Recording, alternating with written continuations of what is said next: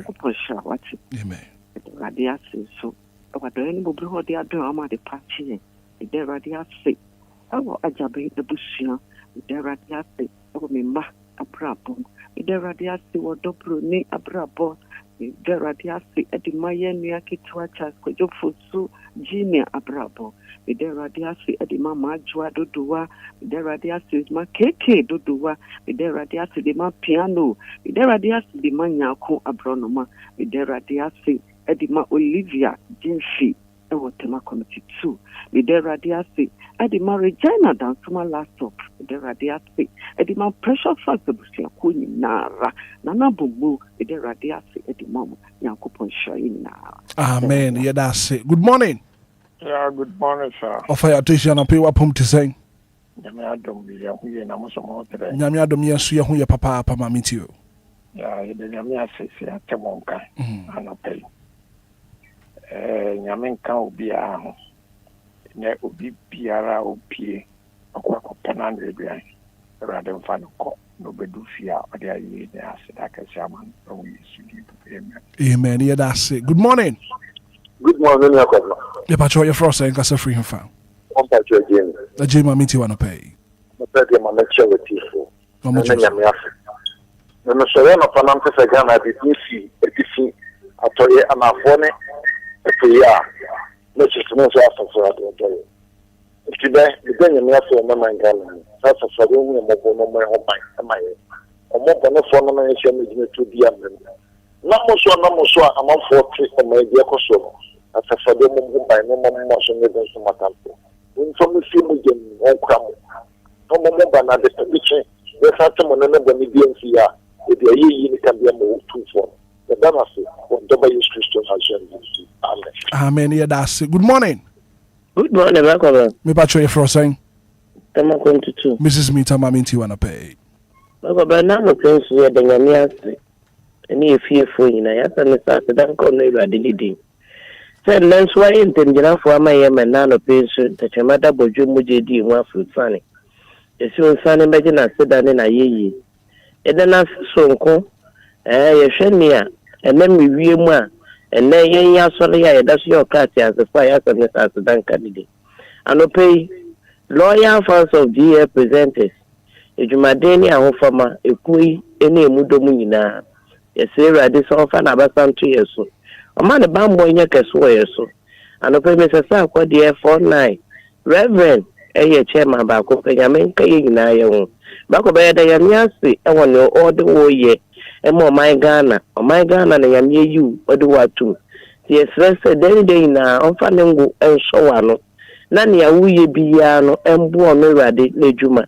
And the yamias and Ishraba could do some be. And no for Obia Michia, oh, yes, Amen. Amen. Mrs. Mintaya, that's it. Good morning. Good morning, Mr. Hitman. Kofi man, up here, pump to say. Nyamia don't rock on Pacha now, so Nyamia don't know your papa, Mamintio.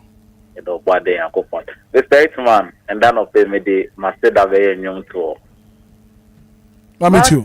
Miti, ya don't. Then I miti biara. Yesu na waye Masia meti ya dumo Dene meti biara Yesu na waye Odeni mo bro To abo mi obai Odena dum To aje mi nkwa Dene amaye Yesu na waye ya duma Adoma rakwa Jesus na wayo Adom Tena miti biara Yesu na waye Mr. Hitman Mashomidu vesi au ninga mingejo Nyankopon enka wonso ho anape. Good morning. Oni DJ Hitman. Piano anape wapom to say. Usi wuti say. Piano nyame adom me ho ye papa apa. Anapona de wakama semu. Okay, hi kwai. Ani waya bi bebe me masima wo DJ Hitman say anapona me two car radio so. Na me DJ masima me ba ko pe Maka Sandra. Na me papa ba ko Mr. Nyako o Achepon village. Na me sister ba ko Majo awodo do wa. Na me boss Kamshi shoe o Tamanita market. and at the Church of Pentecost, the Manita district. Amen. Amen. May that say. Good morning. Good morning, Mr. Hitman. Me patch for saying. The fair Beneza, the Casafri Apollonia. You, Mammy to be Apollonia, we did. You, Mammy to wanna pay. Mr. Hitman, Nam Coupon, O Shrao. Na Onyoka, si wajuma pa uyo Mangana. In fact, sorry say na moja di mufu sanya le ya dum divine selection and akayan. Na Coupon share juma fu nyina modi in fact come on bagana. Aka in fact enye nyama bebre na ebe hu na Coupon share mo. Mitia Apollonia Assemblyman or ye juma kese pa de maye.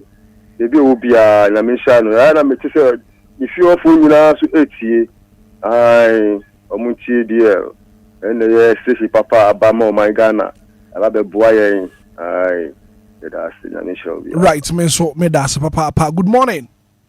Good morning, Kwamra. Oh, me anti magana pe wapum to say. Domini have you kata bi na church ni Kwamra. Me da Nyankopon asem wa brabo. Ya de asedane ayi moto ya sefu Nyankopon. Ya da so hufu. Ewrade shabofo ma ni nyane nyan. Wahome nkwahome yaguye mu aye mfa na sedani. Anope me ne me ma ne me nana no me fi pamfo ye da Ewrade ase. Me da Ewrade ase ma wo Kwamra woni wabusunya. Samene na busunya, Kofine na busunya. DLFM abusunya kase mu adwumayefo nyina. Me da Ewrade ase ma ma difi ni mu fi bawo. Me da Ewrade ase ma mo fra nyina, yufu nyina, empanifo nyina, Church of Pentecost fo nyina, asorosori nyina. Me da Ewrade ase ma obi biara. Ewrade ma obi biara ho ban. Anope nso Ewrade asan ye na de ni biem. Obi ene han no. Da bia Kwamra me kasa mframa aye humi anto ye ntue o. Se ye wo sika ane ye de to anka sika fo nko na de to mframa no. Enka hia fo ntimi nto bi home. Nanso nyame wachecha mana so obia so. Anope ye danase. Wone hwe so pa ne bambo a wode aboyen. Oni nyame nya adwuma why? Jema ge Nyankopon enka won so ho anope. Good morning. Good morning. Me patch for saying. Remember Francis Apple. You, Mammy to Bra Francis. Me da Nyankopon asbebre ade fiche te se me ana me fi abia de chako Nyankopon ma mo so be fi nkra ana me da asore dem enda mi ametimi fi Nyankopon ye bia me hwe ni awa ya osa ye Yesu Kristo baji wa ye mi hwe ni awa ya osa ye Yesu Kristo baji wa Wahindi fatawo izanyo butai omedi Nyankopon ase me na me yere mamba ina de amiase DLFM Nyankopon yisiamo mama yenso itumi kasa mama nzonti yenga eda maso bre yami yisiamo amen. Amen. Yeah, that's 05934065 0534 050199. Good morning. Good morning. Dr. Mentwimpina Suhuma Miti Wanape.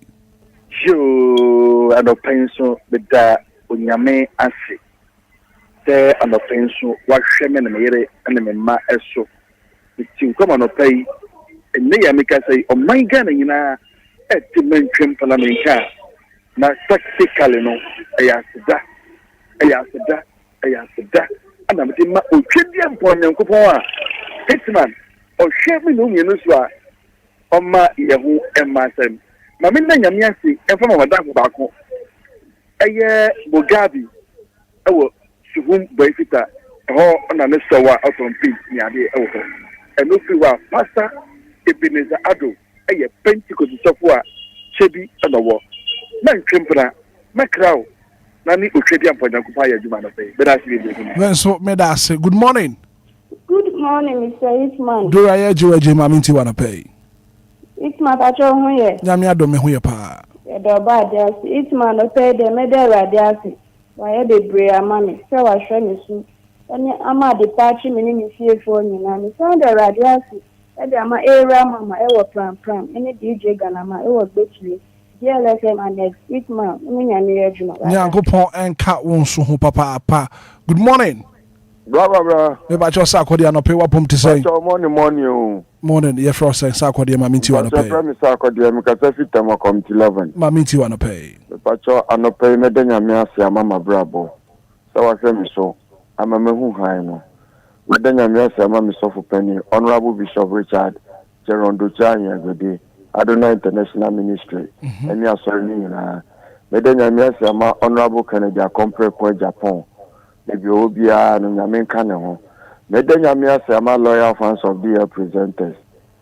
Mede nyame asema 499 Mrs. Minta Asante Zongo Kofi Yima Mekua Sasawan Bechire Alex Committee 2 Italian Flat Jan Kofi Elan Committee 2 Mede nyame asema mefie 4 ne mabusha 4 Mede nyame asema presenters no Sami B ene wonso ene Obia Oh, yes, amen.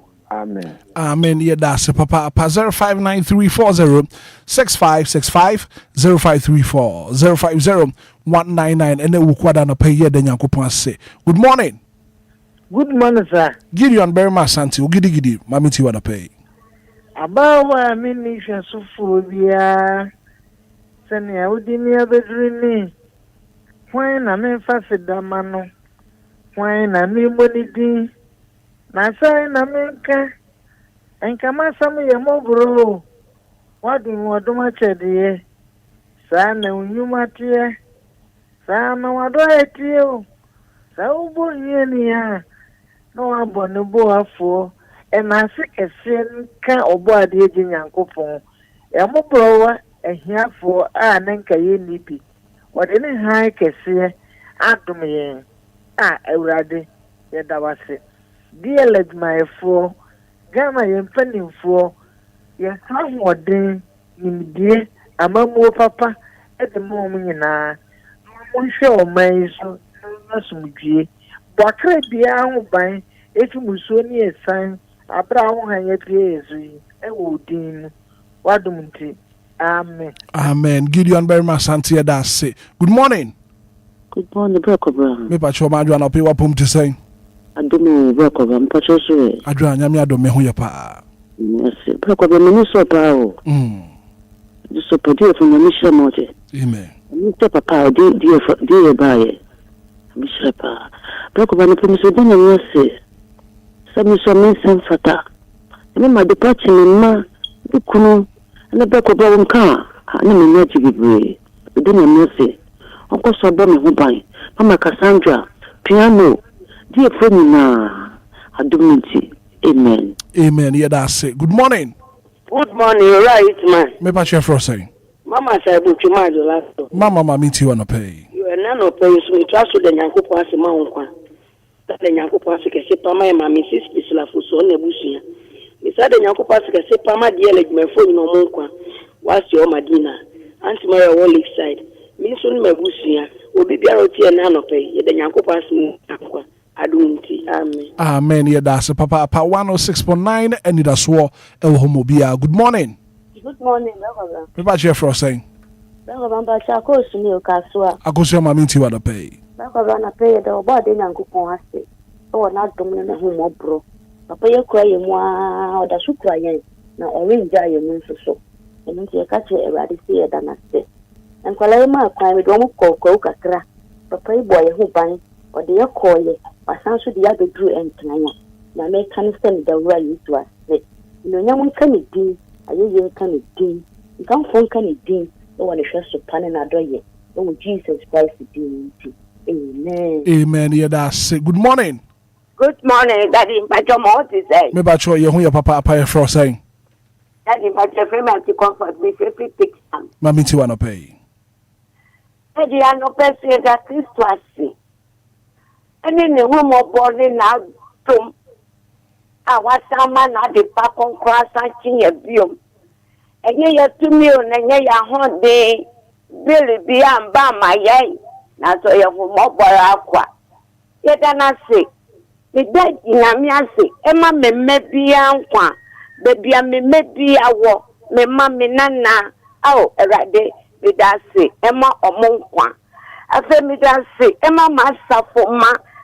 Jubilee International Church asafo me biara nyame medasimo munkwa ye Dr. Bishop Doris Akumia our Jubilee International Church ye mami ba ko pe ao ebi ni o nyame bo ho ban no shawode Bishop ni aku ode odene ne yire ne ma wa Jubilee International Church Israel nyame ambo mo ho ban no ne ntina Papa mus nyame bo mo so mo ho ban no mama hode awa Yesu dim amen Amen. Yeah, that's Papa. Good morning.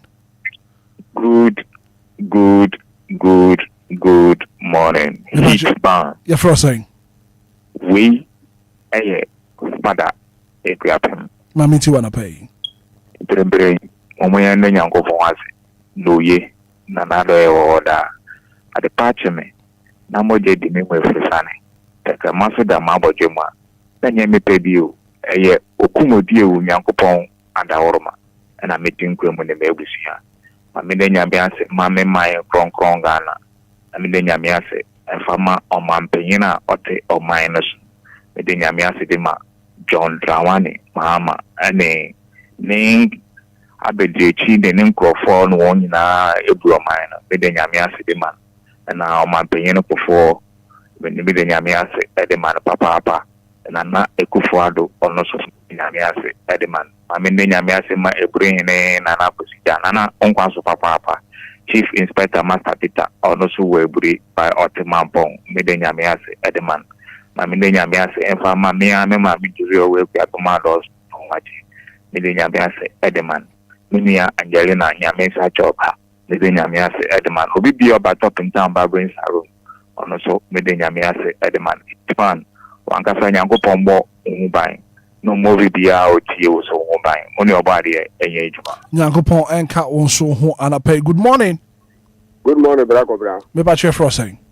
Yakwa brother many you. Mami ti wana pay. Bra and no pay am say adumura adum ye friend ya maye. O me ye ho fe o share DLFM busheli nyina so menne ye timonka.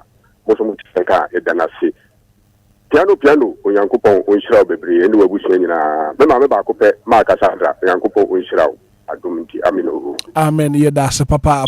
Good morning. Good morning, DJ Evangelist Hitman. Dixon Bada kuma minti wana pay. I'm a person with the Kidi and Ponyanko Pomba say Yadom Yadanasi my as a mine any Oman Ghana, Oman Pen and an Abu Afumina. But then I say, Mamma, Mrs. Bea, a brie, and not other chance of a boy, a brie. My dear, you know, my hand don't tell and not autumn boy, Janko see a brie. And that DLFM with my for Hitman, Sammy B. Amen. Amen. Yeah, that's it. Good morning. Good morning, Grandfather. Me patch for saying. Me patch wadaro match who through radio no ho kakra na menti won kaye. Hello? I'm a penny then and papa. Na yonko. Ukwe me no we nyina na yekoda yen so. Se be ni nyina na asori. Atete kremata buju na mujedi no. Ye kan sa seda. Ni kan fo. En kan tinti. It will be quality na my phone. Amen. Yeah, that's Papa. Well, I say good morning, Brakwab. Now, thank Almighty God for taking me safely to my hometown and bringing me back safely again. I'm truly grateful for His protection and guidance. DJ Ghanaman message up. What the about and pay what Jumedi and so no. Good morning. Good morning, Brakwab. Me pacho me huya Papa. Pastor Donny is like on no budget. Odo ma minti wana pay. Brakwab po me nyamia si. Oma de pe bia chimine mpesiafo. Mina sindi bebre nyama wa yama e bebre. Yesi e na si anapa we, anapa ya be e shop a. Yesi e na si Brakwab nyami ma wa hotin, no ma utumi, no ma unyansa ke si ade bia odi brayin. De bia na body brayin. Brakwab nyami fa onye adwuma na pa we. Amen. Amen. Me da se Papa. Good morning. Asante zongo ma minti wana pay. Papa, asafu ya wa onje o se wate. Amen. O wa bibi, o jago pon kan ho, ebra nu nyina o ma na hodin. O ga sa kwade e, o ga kofi ma. Biya, ele o koda. Yengiri me ma mi nananum. Ya hu han kesi yi. Jago pon so bo ma di ba bedu ba be pe ma no adiane. Me fa na sidan na ye bi da biara da. Ejuma ko kesi yi mama e kwade a. Ena ma to nyom. Batonyom ne ukwada batonyom Nyami Sumuno. I said, oh, I said, yea, Nyami Sumuno. I said,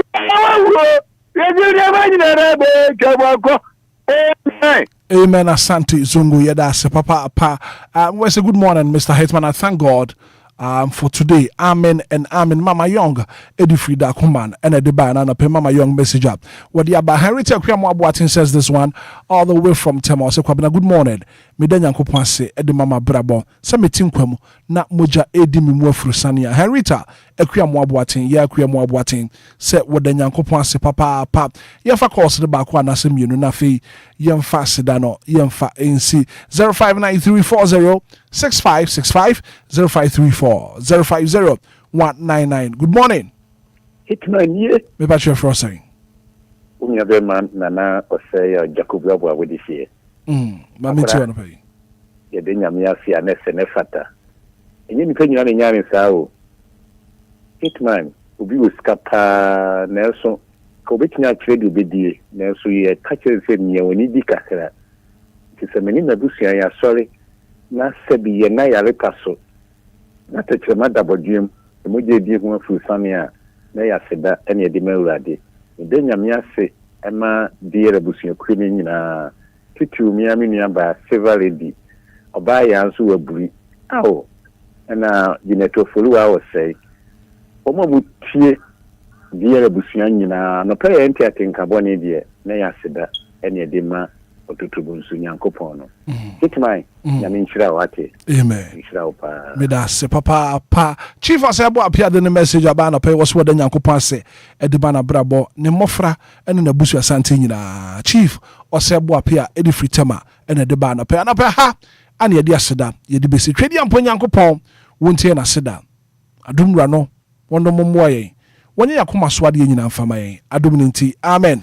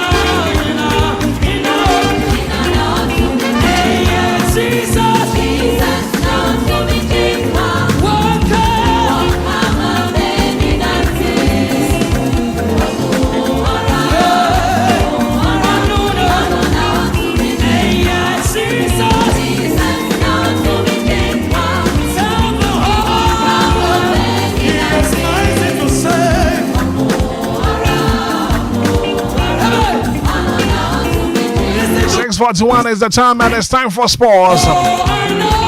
Agudie Sama go Pramaso Sama Yakrada. And it's by Can Courtesy. Lumba Zubana Chairman Water, always proud to be associated with your sports news on the biggest breakfast show in the capital. It's time for sports. My man, your man, Bismarck Edusa, and pay what I say. Looking so handsome this morning, man. Busy, Majin. Good morning, Mr. Hitman. And how are you doing this morning? I'm very good. I hope you're good as well. I'm doing fine. Yeah. By the grace of God, I'm doing fine. Yeah, if you're back here, yes, you are doing. You're doing and some day I want to say, oh no, yeah, catch an assembly and catch a papa. Catch a some day. Make us a meeting and catch up. I know what you're saying. No, so Friday, and you couldn't be but birthday, a bit push Saturday. You be trusted. Partner, I say Saturday. I see. I see. We'll be there to support family. No. So we be about yes, you are doing. What them son and now match the day to you be. Sikadi nipa be do actually. Because you see what is I. Because you here. Of course I knew you was up a few. You see the obey who do kakra. Answer a call. Answer no call. Or sign as free agent. Yeah. Now. And come Ghana for be AD. Say Ufri La Liga to Libya. And I make us a sika the nipa ibedu actually. And or signing and or signing as free agent. And the money involved in $10 million. Yeah. Our kwaji. Ometua. Sir. Say a contract. I see. Contract there Ometua. The moment I would have two anymore was signing Kwadi. A camp pro. It can make me and I do not make a calculation be for the next 3 years. So Kwasisibo Kase a day be obedi 30,000 Ghana cedis. That is $10 million for 3 years. No, because a day be obedi 30,000 $10 million. Inti Kwasisibo Namwe Balondo Onjibida. World Cup we Kubiaba. Nifi 28. Kofokro pushing free black star team. E dey no GP mo wiase. Career no wi a abrabon na de aka na do so. No cre. E dia ba akwaje 10 no. Asamoja mfi Sunderland England. Ango she UAE. In. And na asamoja na mo nse be obefa bia obi aboje no to. No cre. Kwasi nkwaje ni sika. Na Blasters ya captain no onya team. Under no inter-community games no. I just saw the forfeit na or the AFCON qualifiers. How? So you training. You training? Nani? Who's on the short prophets? Mona about Malaysia ya. Monday Stars. And I know video be me. I say short prophet. I don't mean I'm a wakone chibi na me. We was listen to your video. No, we need to get serious as a nation. No, we can't have a blaster teamer. Your captain any team. On active football. Merita, you do quality players to the national team. A performance and consistency. Team ubo. And want to mean Ghana Black Stars, a whole Ghana Black Stars captain up. Uni team near Kobo qualifiers are. Na ya mo kwa them. And I pay me anka sami nu ya Henry Asante Chum. We can check it. Any FA. Penifo na say. See a captain no nya team a. Say assistant no crown sunya and wanya team. Assistant no wako Saudi. Wako Saudi. And I mean so buy you na free. Yeah. I mean the first game. Mama young guys no mo team nembo. Mo. Boy go say adan nkwada. Mo say groom ankwan ye man nkwada ne kwan. And then cover you can say Coventry top performance from Calibranchi. Tabo no nimbo ne bo. Onimbo papa. And no hwe ne bo a wo ba as a Claude Makelele. Any Makelele na ya combine no mumie. And boy no money. Oh, future papa. Oh yes. And I know some very soon top clubs will be chasing him. No doubt. Madrid more City more near there. Enquire no more rise say na empempiness any kwan say mom club as a pressure was through. Enti wo hwe ni development ni ye. Enti ni agent no make say o ma ye adwuma so from Nordjylland to Coventry na ye. Because am pressure be am so hwe the way I could do some ye no from Nordjylland to Ajax.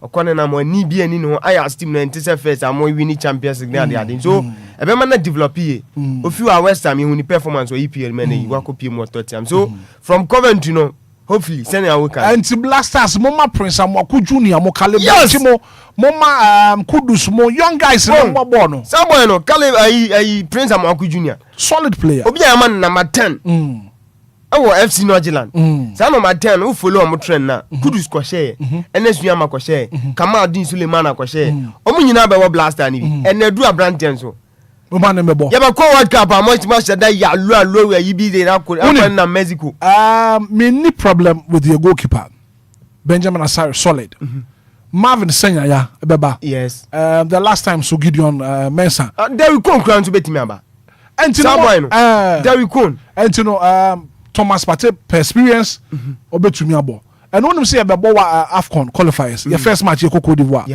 wo Boake and we need Sawi no and to want to remember your sign of the national team Bobo Monday Stars who need team say Yanfanko boy but you abraso you dey good yemusem all the latest around the world of sports best market do say atena say agudi yemusem ayakrado now for the thousands in attendance and the millions watching around the world on HBO pay-per-view.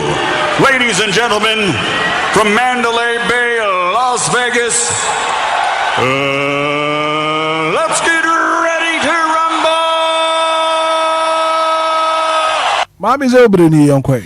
Right, Abushano Pamimo, Chemimo, Aquaba, Quanson, Cosocrano, Adia, 106 on Namagas, Rasso, Agudia Moon, Samia, the Papa Pan, and Sumu Jumadi Casio, when I can send the Sumo, Bia Jumadi Asusua, and on Pio take God for a missile Maka, Son Sweat Mialiazima Fajumediano, and Sucham Yes in Metri Subabi, Pia when he touch Mediano, and on Pio fantastic good morning, Pa, and I had a Fafi di Casio, and Sutimidama Fadusano, best Makadu Saman Bite, Memfa Gudamun Saman Sumu Jumadi Casio, Nasa Bibi Bianco and Michael so quota, a producer on YouTube on Korea, and on a public Johnny show no live on Facebook Sansua, and on YouTube Neswa is a Yedin Commano, Nasa on Saka images out to video South Doing Pokra, and we are in South Doing and so social media platforms outdoors Sueno, and so Michael so quota, and on the South Jumedan, and so Gupono Saman Sanso, I told me there's no pass it a PSA, and come on Lumba, Super Bruno, Premier Micachos, you trying to say there's a Lumba, Supankua, and a Timmy Quam was Switch Medino, and so I say phone you now,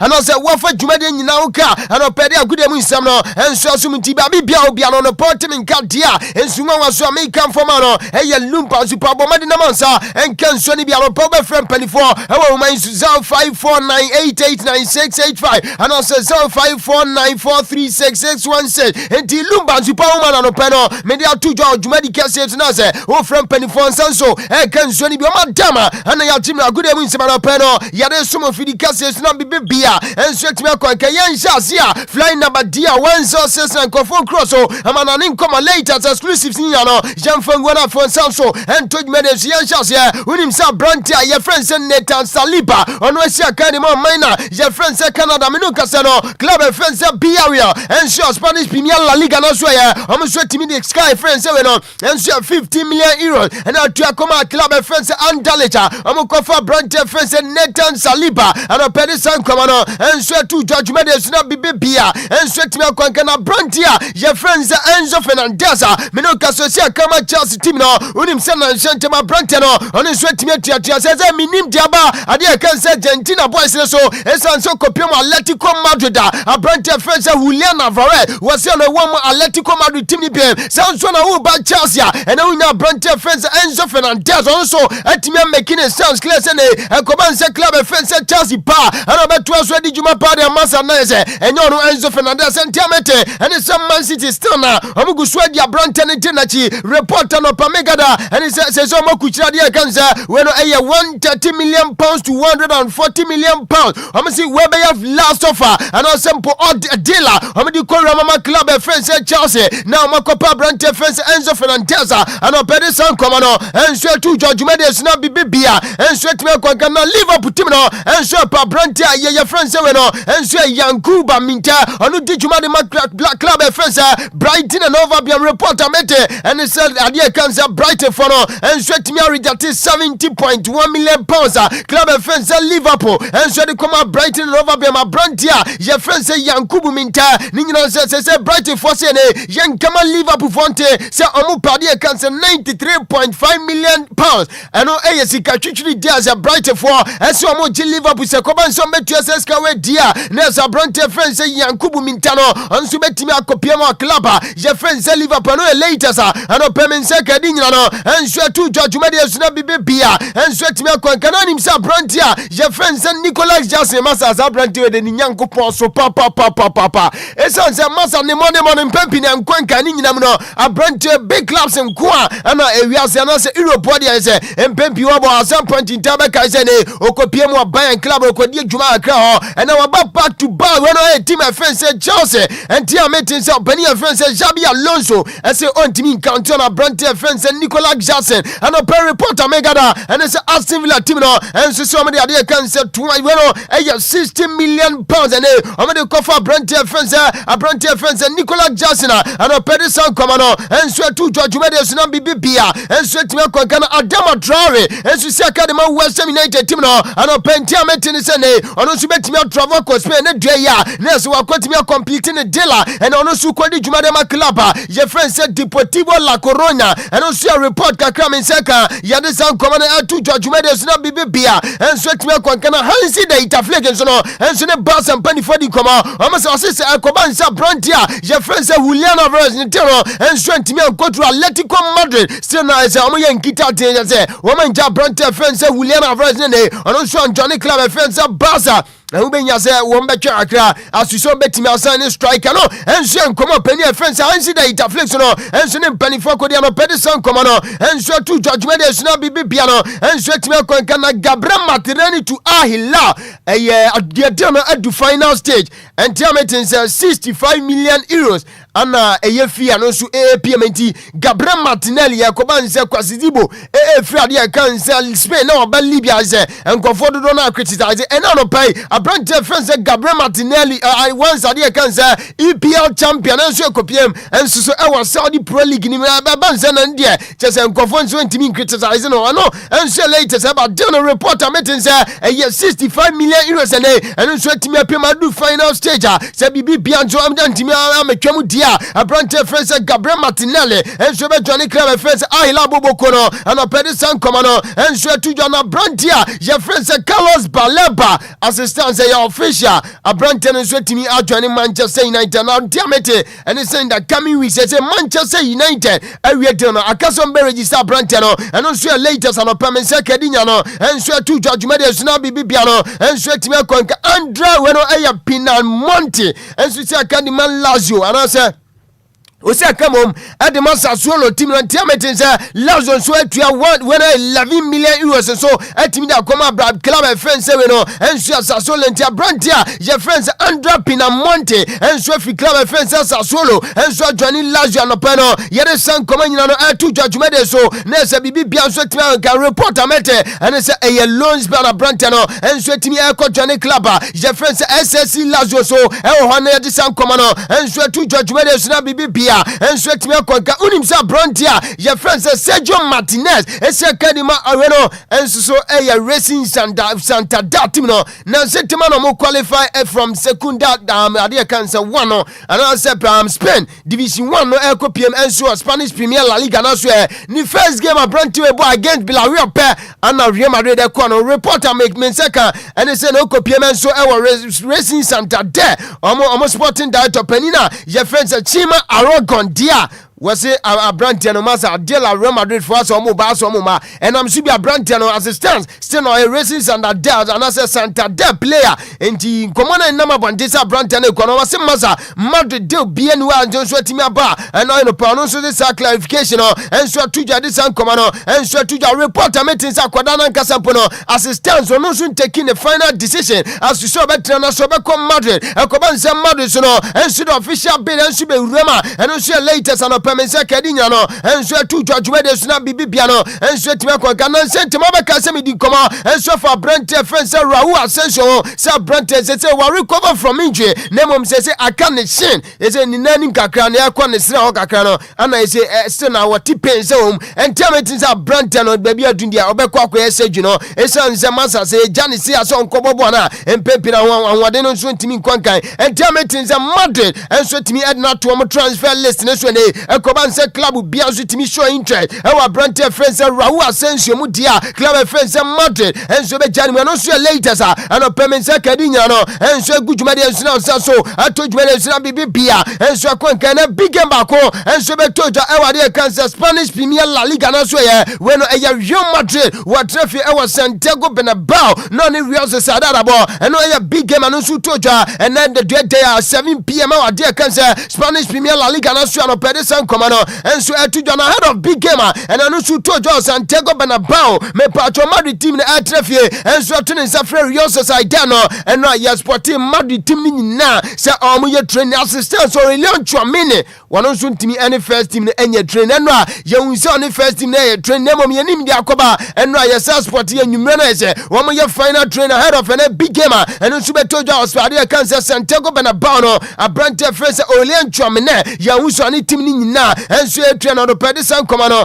enso tuja eno nwumre ya ana se we no eye PFA Awards eno so etoja after English Premier League na say after season England woman so etimi awards we when players na and so so etimi atu aba no and awards no ceremony nitimi toja na kwada na your friend say Aurelian Nico no and say dodo na kan Nico really no one is M24 and so etimi adima ade can say PFA Young Player of the Year and so etimi adima way and so the 8 timer me patro English boy and so etimi just award be kai at some point in time a brand friend say Raheem Sterling e really award no Sanso na Trent Alexander-Arnold Phil Foden afa Phil Foden sa esa defender sa meta na sa award no unya Bukayo Saka ko Pama ana Morgan Rogers munyina and so etimi I just award me enra e come brand friend say Realia and a Pedisan Comaniano and so to Janaweno and so a PFA Player of the Year and also so Echo Edema Brante friends Bruno Fernandes one who see Academy Manchester United team no into Brante and Ra and also Timide Sa one and a Pedisan Comano and so to Judgment na Bibia and so to Concanan set team no and so to Mantiano a PFA Team of the Year na unya goalkeeper David Raya was see Academy Arsenal team na Fanya Brantia your friends Gabriel Magalhaes no Eddie Jumadema Arsenal team afenya kwadana je friends Nico Really wonu si Academy Manchester City team no William Saliba si Academy Arsenal fe unya William weno William Timber wonu si Academy Arsenal team no midfielders ni Bruno Fernandes Manchester United afe Declan Rice si Academy Arsenal unya Ryan Cherki Manchester City and afe forward no Ellen Brotella si Academy Man City Antoine Selam Semenyo ensu si Academy Man City team no and unya Brante friends Igor Thiago wonu di Juma Edema Brentford team way and so the players are udua almost with me bomb this and PFA Team of the Year no Pedersen Comaniano and so to Jana after sa Brantia your friends Antoine Selam Semenyo Ghana need this way and so etimi enya ade kan say when you born this on so etimi enya no so no so betimi aka PFA Team of the Year no one acquire the first Ghanaian international one so etimi aka PFA ade kan say Team of the Year one ubenya Michael Essien mu nyina kobo ipia ne bi Suleiman Ntari mu nyina Samuel Jan just players are udua meno kasoma kobo ipia na mo so etimi anya akunya ko rating no Antoine Selam Semenyo Ghana need this way and I walk the first Ghana international and as a Ghana player one so etimi anya no ada ko rema was adwumade na ono so din kuma akra yente nkoma Antoine Selam Semenyo and so edi to after say one one so e rating ni mu. What a journey this has been for you. What a story. You've played all 4 divisions in England and now to be up here. Yeah, it's an honour to be standing next to these players. It's amazing, and yeah, it's been a long journey. You made it look, the move looked so smooth from Bournemouth to Manchester City. Did it feel easy for you? No, it was tough. It was tough. Pep made it tough for me coming in, but I've enjoyed every minute, and I'm improving every day. Well, congratulations. Eti Ghana ni di Antoine Selam Semenyo na say wono enso edi san command after say ono so yebo ni di say nei wono so etimi anya ade kan say not e wa PFA Team of the Year na pede san command no enso so etimi atu dwumade suna bibia enso etimi akwanka unim say maka kire say a branch friend say Bruno Fernandes ana ebo din say PFA Player of the Year na we yesho be the 12th time yenya Manchester United players one so etimi edges award no be kai the year 1988 1989 opania your friend say Mark Haggis ana edges award of 1991 opani Craig Mark Haggis na edges award 91 92 Gary Pallister ana feunya 93 94 Eric Cantona 99 2000 Roy Kane 2000 2001 opani friend said Teddy Weno Sheringham ana feno 2001 2002 koma Ruud van Nistelrooy 2006 2007 Abrante face Cristiano Ronaldo 2007 2008 Ronaldo said defend sa one afe 2008 2009 koma Abrante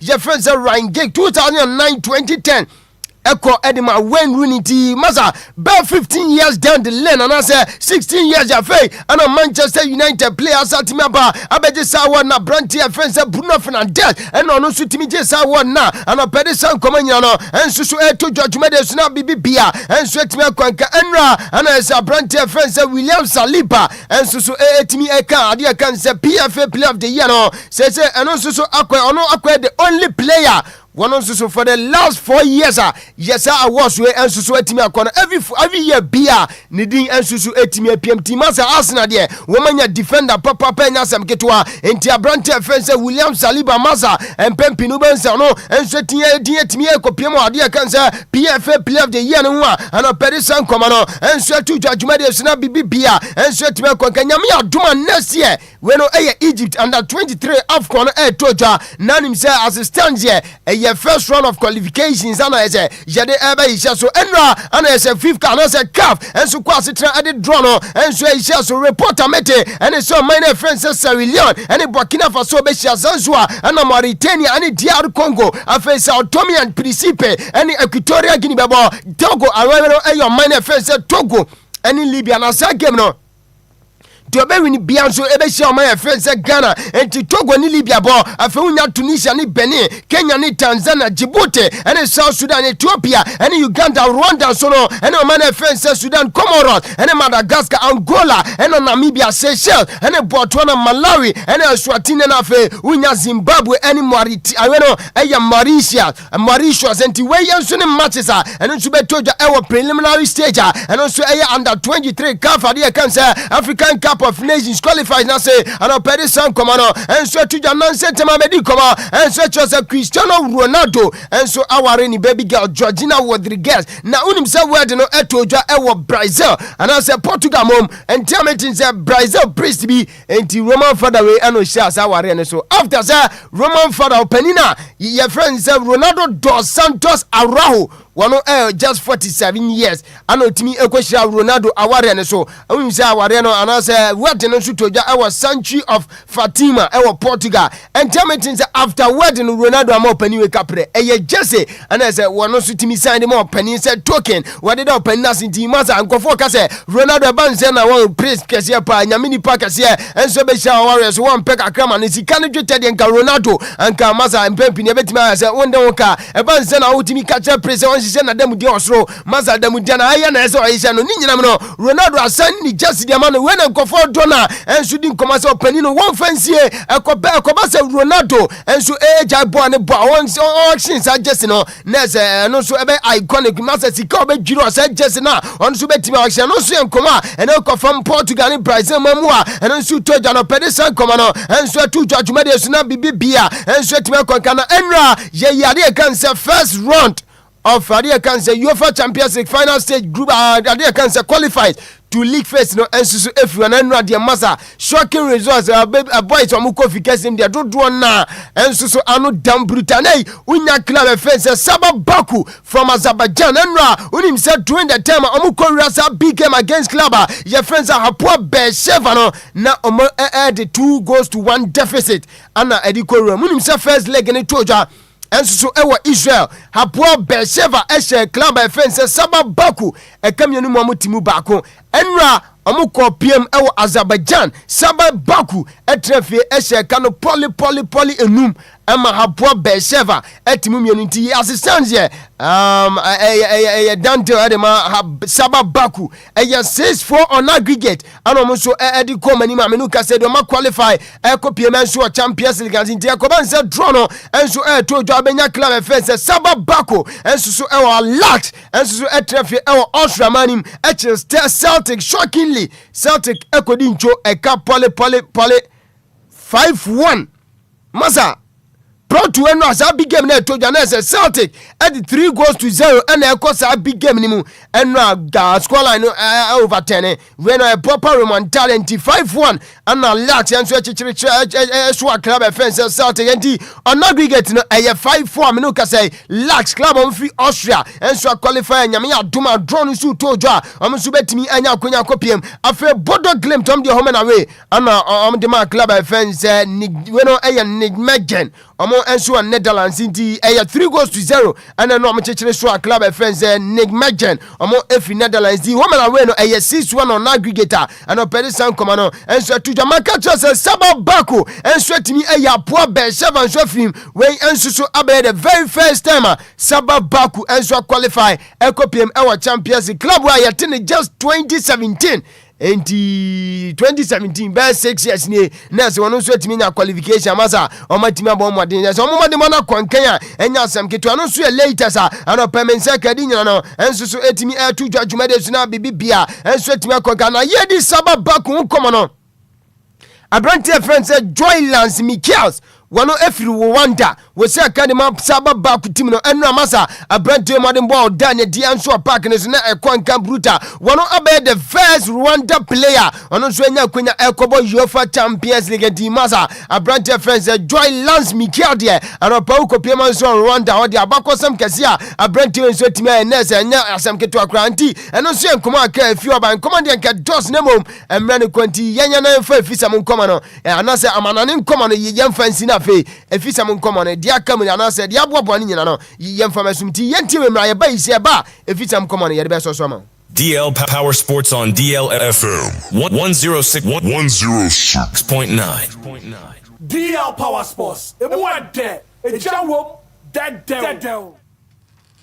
Right, tabusu asinkonya so kan ketesi Lumba supano pai onsan kansoni bia bomade na ma onsan kansoni be sanse ensunwa so abadwama so bi bia giatum enya kromo ankwa na se yaji Lumba supatum ba bia befa bia ewiase afa na nyina diaspora ni nyina bia enso so atimi aji Lumba supani bia tum ntino koba nse onsan ka bidia na se wo mesi a big time pa na enhyiamu de bia se de Lumba supana yede soma ho ana afi yemfiwamfiwam no Lumba supan kwa na yede di adwuma nti bomade na ma sanka Lumba nsubani bi esanse nso ne de yasone so a FDA fon so atimi agya tum de o stamp pass sunti nei bomode na ma sa enka Lumba nsubani bi se wo pe Lumba nsubani bi atu anase wo pe dodo atu nso de a Oba friend panifo ahoma iso amame 0549889685 0549889685 na say 0549436616 enti 0549436616 onsa kan Lumba nspan panifo na womonso atimi akomo na onsa so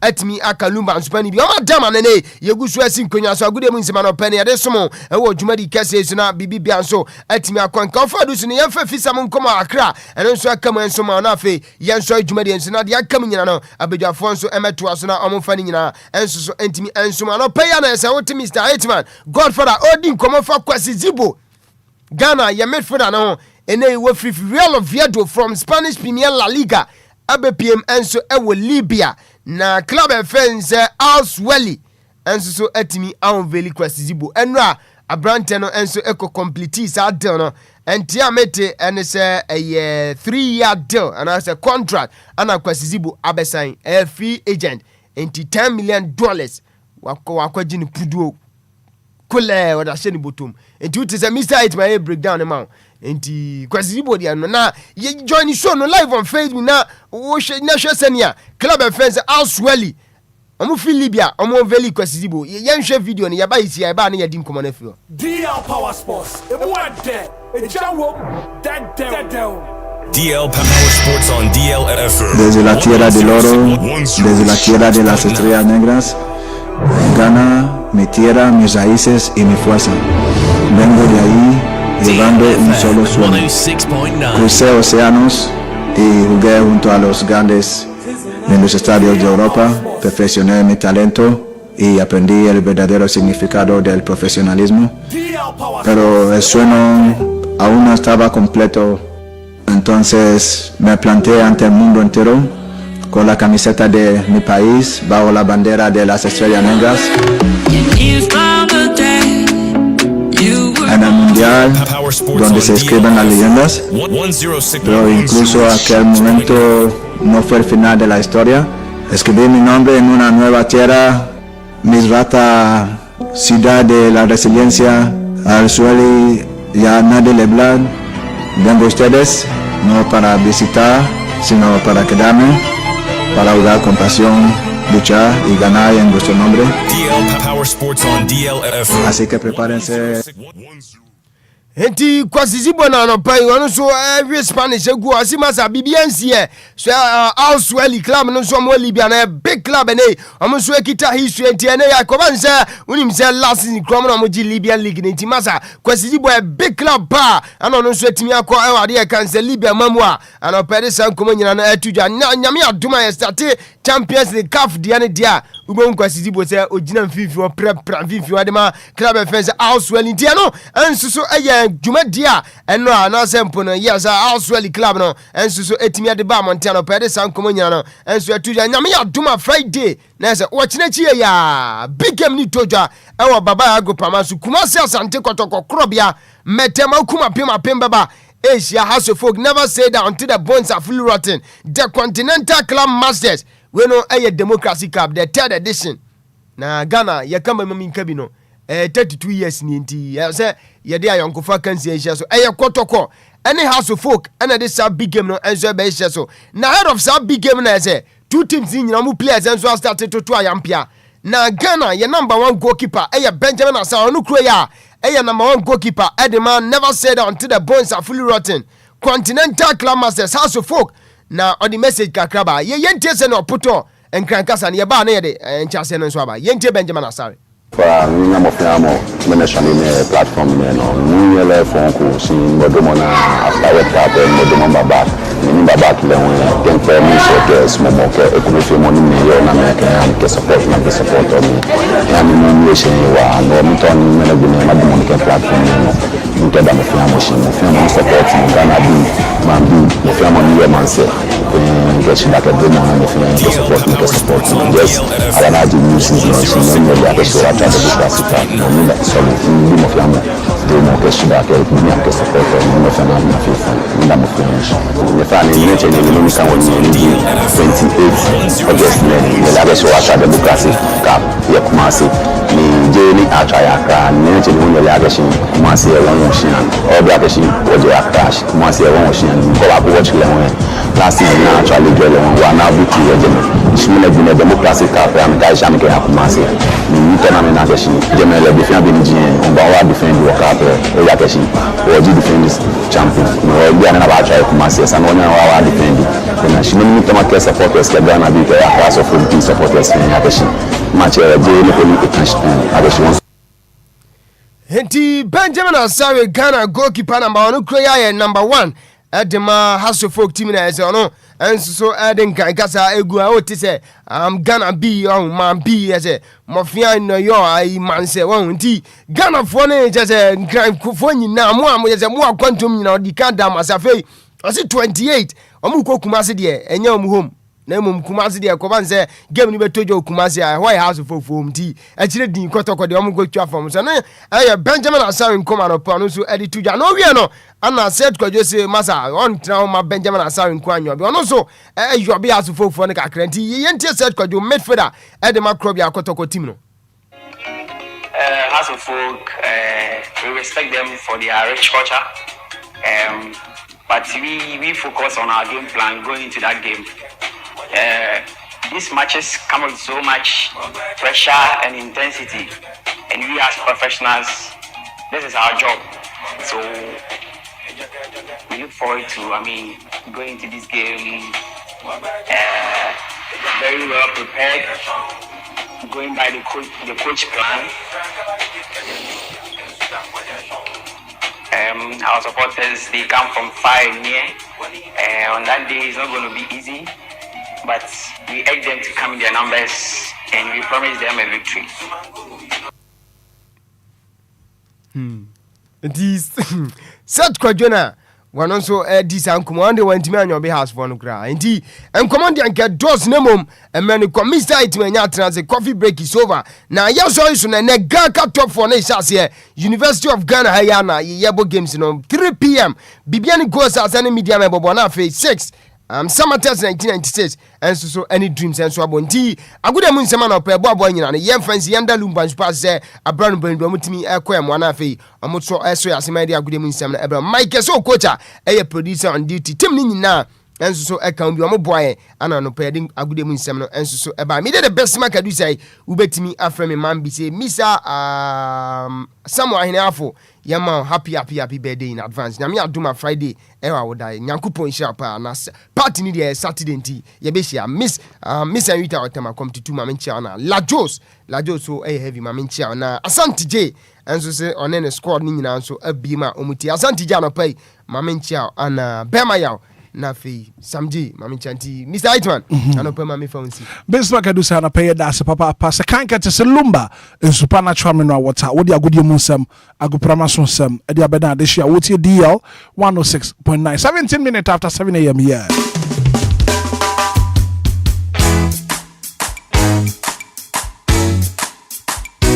Anidaso Wɔhɔ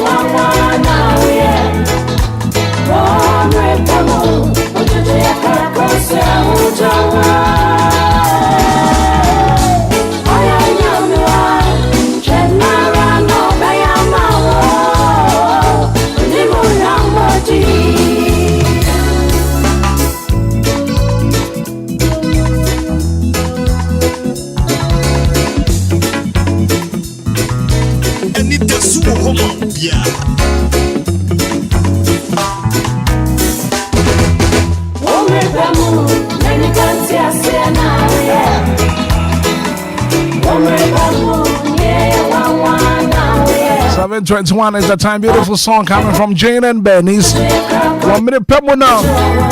Kediam poye man ye fefe. Fembra so ye de ko waka tamo boso de de ba. Ankrata ni nyina ye krado. Insuraba kwadwo sami bi atena se adope nkoso hema. And so what's not joining you live on Facebook, live on YouTube. By share link now for Frobinso and to me pay. So coming up next on the show, all the top stories, all the major stories, making headlines in the national dailies. Go back at any na I crowd by Shaba Kojo Sambi and I think Oswahima Edemo Boswano whatever. Yeah, newspaper review no more. Nishiraba Kojo Samibi Nordin Semereko Swaba Ufie Morning light Yebama for money Headlines no Abama my ente Politics, sports, ni entertainment and so Kojo Samibi Bema Watiasio Newspaper review on DLFM 106.9 Anidaso Wɔhɔ ma Obia Yekano pray every morning time From Ghana to the world, yeah, in some brew. Breaking stories, yeah, in fun to hope. Sharp analysis, they kasapa binso. Wake up, Ghana, time to know. Kojo Samidi. Newspaper review every morning. DLFM 106.9. Anidaso Wɔhɔ ma Obia. Tune in every morning, don't be late. So DLFM, yeah, Wɔhɔ ma newspaper review. Newspaper review segment with Shinjaba Kojo Sami B. Nanko Swahima, but not Tanasiado Paya. What do Kuwakatamo Boswano, what they Bamirianafi, Nema Quadra Quabanafi, Nemanko Swahima Swakabanafi, and a pen cratana, Aya Cradonom, one from Beda Disha with your deal, 106 Monaco. Good morning. Yeah, good morning, Bracobra. Now, what Pumu saying? Oh, Yamiadom, if you book dear. Yamiadom, if you Yankopon say, Yankopon say, Yankopon say, Papa. Say, and then soon you want the chef to say, and it's a beautiful Wednesday morning, and then midweek. Yeah, and then midweek. And you quite a tuntum. What a tuntum say. Say, we could be a Oba can, and if one anymore. Quite be a tuntum. I see. Sure. Right, set me be a book. Because I'm about Margin. Yeah, Joe. Now be a book, dear. I don't. And a pair for Papa. Thank you. Remember, Mr. Wow. You're looking so beautiful. Why look so sweet? What's it? Why so sweet? Why sweet? Yeah, sure. No, why if I say why you're so beautiful? So sweet, say. Oh, open another. And then I bet yes. Why are corner? So why are they? Why are corner? But you can just say why she's looking beautiful. You see, who can say why you sweet now? A man who are near who's a baby. Sir, who can say be why so beautiful now? Quite ordinary way, big. Oh, Cassie Nipan, why so sweet? I mean, say, Oma or no, say like. And so what is wrong saying? So she's looking beautiful. Oh, she's looking beautiful now. Quite normal norms, but what day? Why sweet? They say me na mete ha no me ma power na mo bono ten sa. I don't want power near but the person say now I was looking for a second because she's looking beautiful this morning. But the work casa why you so sweet, you know. Yeah. Was a casa why you so sweet was I here now. Come on, I fine pa. Was it a do one my Susan not yet to work him? Nancy why if okay say oh yeah, Kaipa. Say don't na Ekobam, Utia, we are na ya we are a buyer na ye dear grow fitri cran ye tesaka na ba na yakushia. Minimum offers for the minimum so moti bidia. Boy. Oh, okay. Me na ya me ya meti ya Kaipa. Sasabro no sasabro. Ekrono. Sinful side ho krobida. Asenfo sie fro no mahimbrom. Ye kroba ho me firi ho nso kakra. Na nya easy kra. Ye wo kwa ho na ye kono ma. That day na ndua bi. Soa.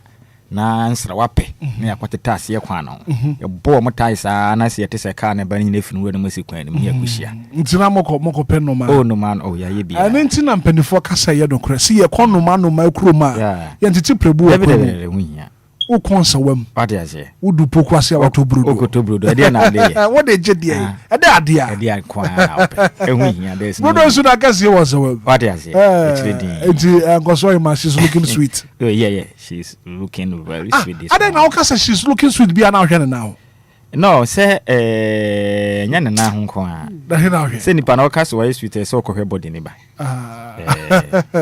kojo sabibi ehu hia o kojo samibi kojo samibi se bibi aboko de oh nyame adu bia en na so yanti asem de se munim mami e friend Dolly Parton unim Dolly Parton bom ko makra na bia na yela ibi kakra mate tie sanwum we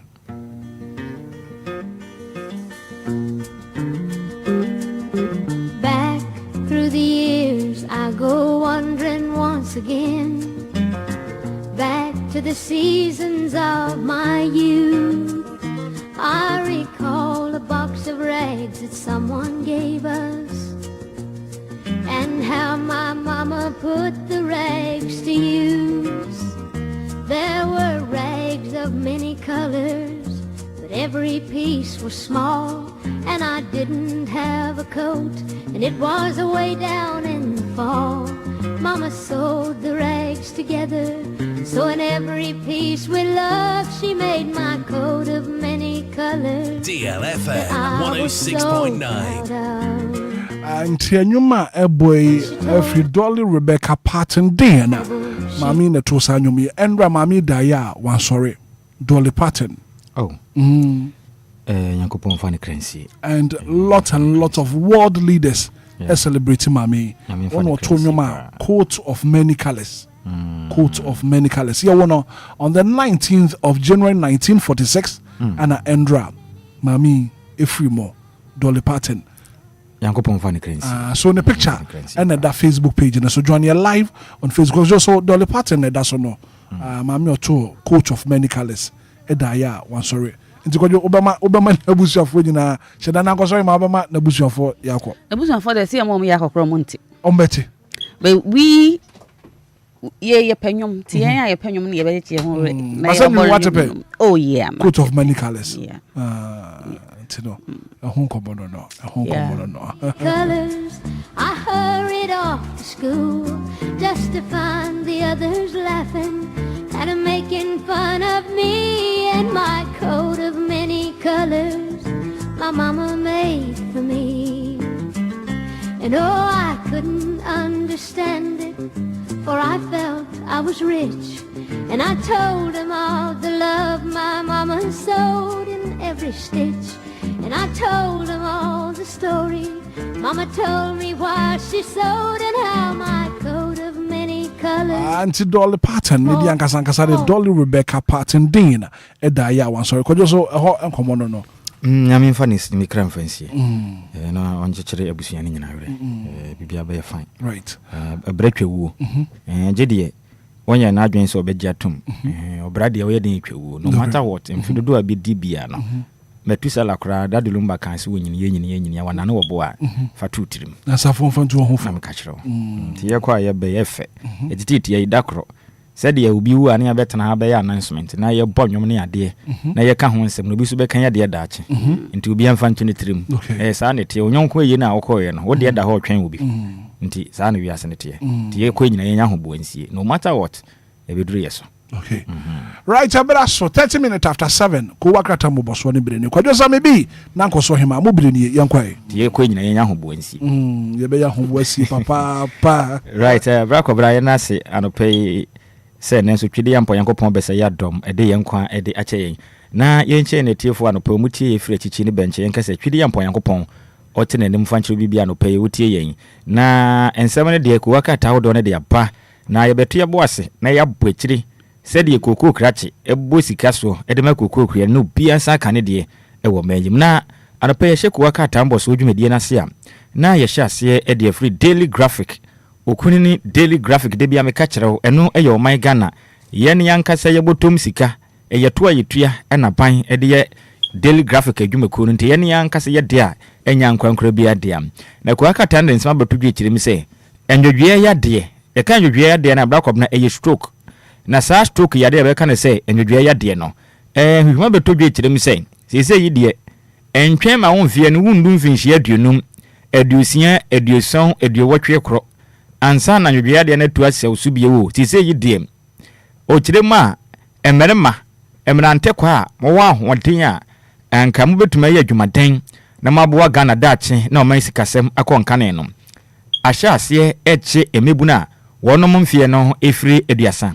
ekopem aduanan enkrom from 30 to 49 years no sisi emerema no ehɔ na stroke no wahyɛ ase a wonam a cheche amanfo am intomo sere ye pass free na ekɔ yenhwɛ edidie mu yi ya na mu to mu yi pa bi sisi no stroke yade e bɛka ne sɛ nwedua yade no enya ade a ɔde emerema eho eche wonom kra emfa ho na wonfie bɛka sɛ wanya mfinhye aduasante wo ye mujammo no da bi omfa wo mujammo no ho wudi agora do bɛkɔ enti ye hwe ni yi wei eye ye maame ono wa bempa ewa pomudimo ene wo kirim sɛ ehu enti wo ye abrantewa ana sɛ wo ye babunu oba na wasisu a hwe agudie mu ye wonantie mu ye na wa hwe ni ye ne stroke ni sakanwa omfa nche wono ye Dr. Mavis Sechi public health physician Ministry of Health ene wo boy amane sɛ ye hwe ni ye na sɛ de ndwedwe ya de ne ye no wodi agora beju nsem ano pe ode ho nsem aba abeto idwa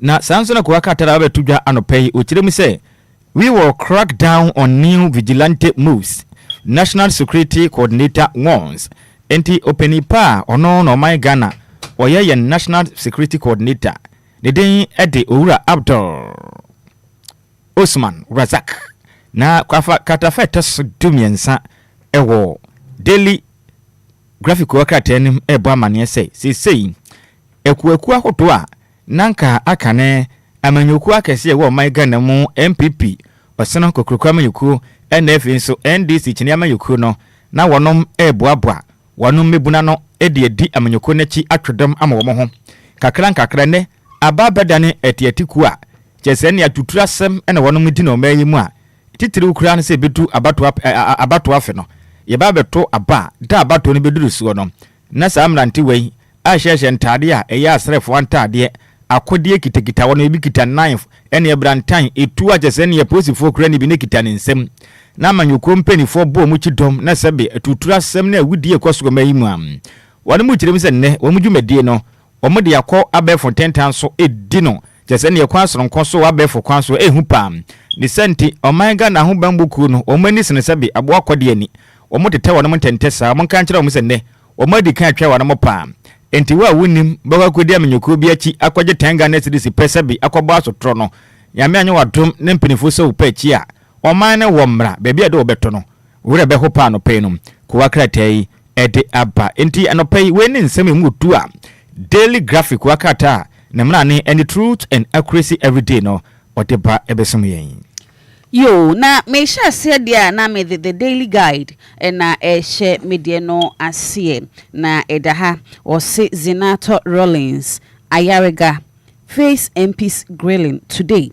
na twese ene no ya dia sa masoafo mienu ya na asa wo mo emienu nipa baanu ya dia wo mo ekwa akogina simpie na afi so apaso na afi ya totototo wona no enche bia na Ghana mampanyi ede reshuffling eba ya chese na wote semwa na wote semu no o the Dr. Zinato Ajimai Rollins se ono enkonkoye Minister for Environment, Science and Technology and afinso so Mahama Ayarega enso so enkonkoye Minister for Local Government, Chieftaincy and Religious Affairs na e was se ye veti wo manase ye do mu kogina mpanimfo animu na ye toto na no ene na ebekọ so nti eno ho nsam na the daily guide wo de eba anopayi na de etwaswo enso so eye Paul Afakunra yese okopeke forms na wakasa no na wo say let's give Baumia a united party to win 2028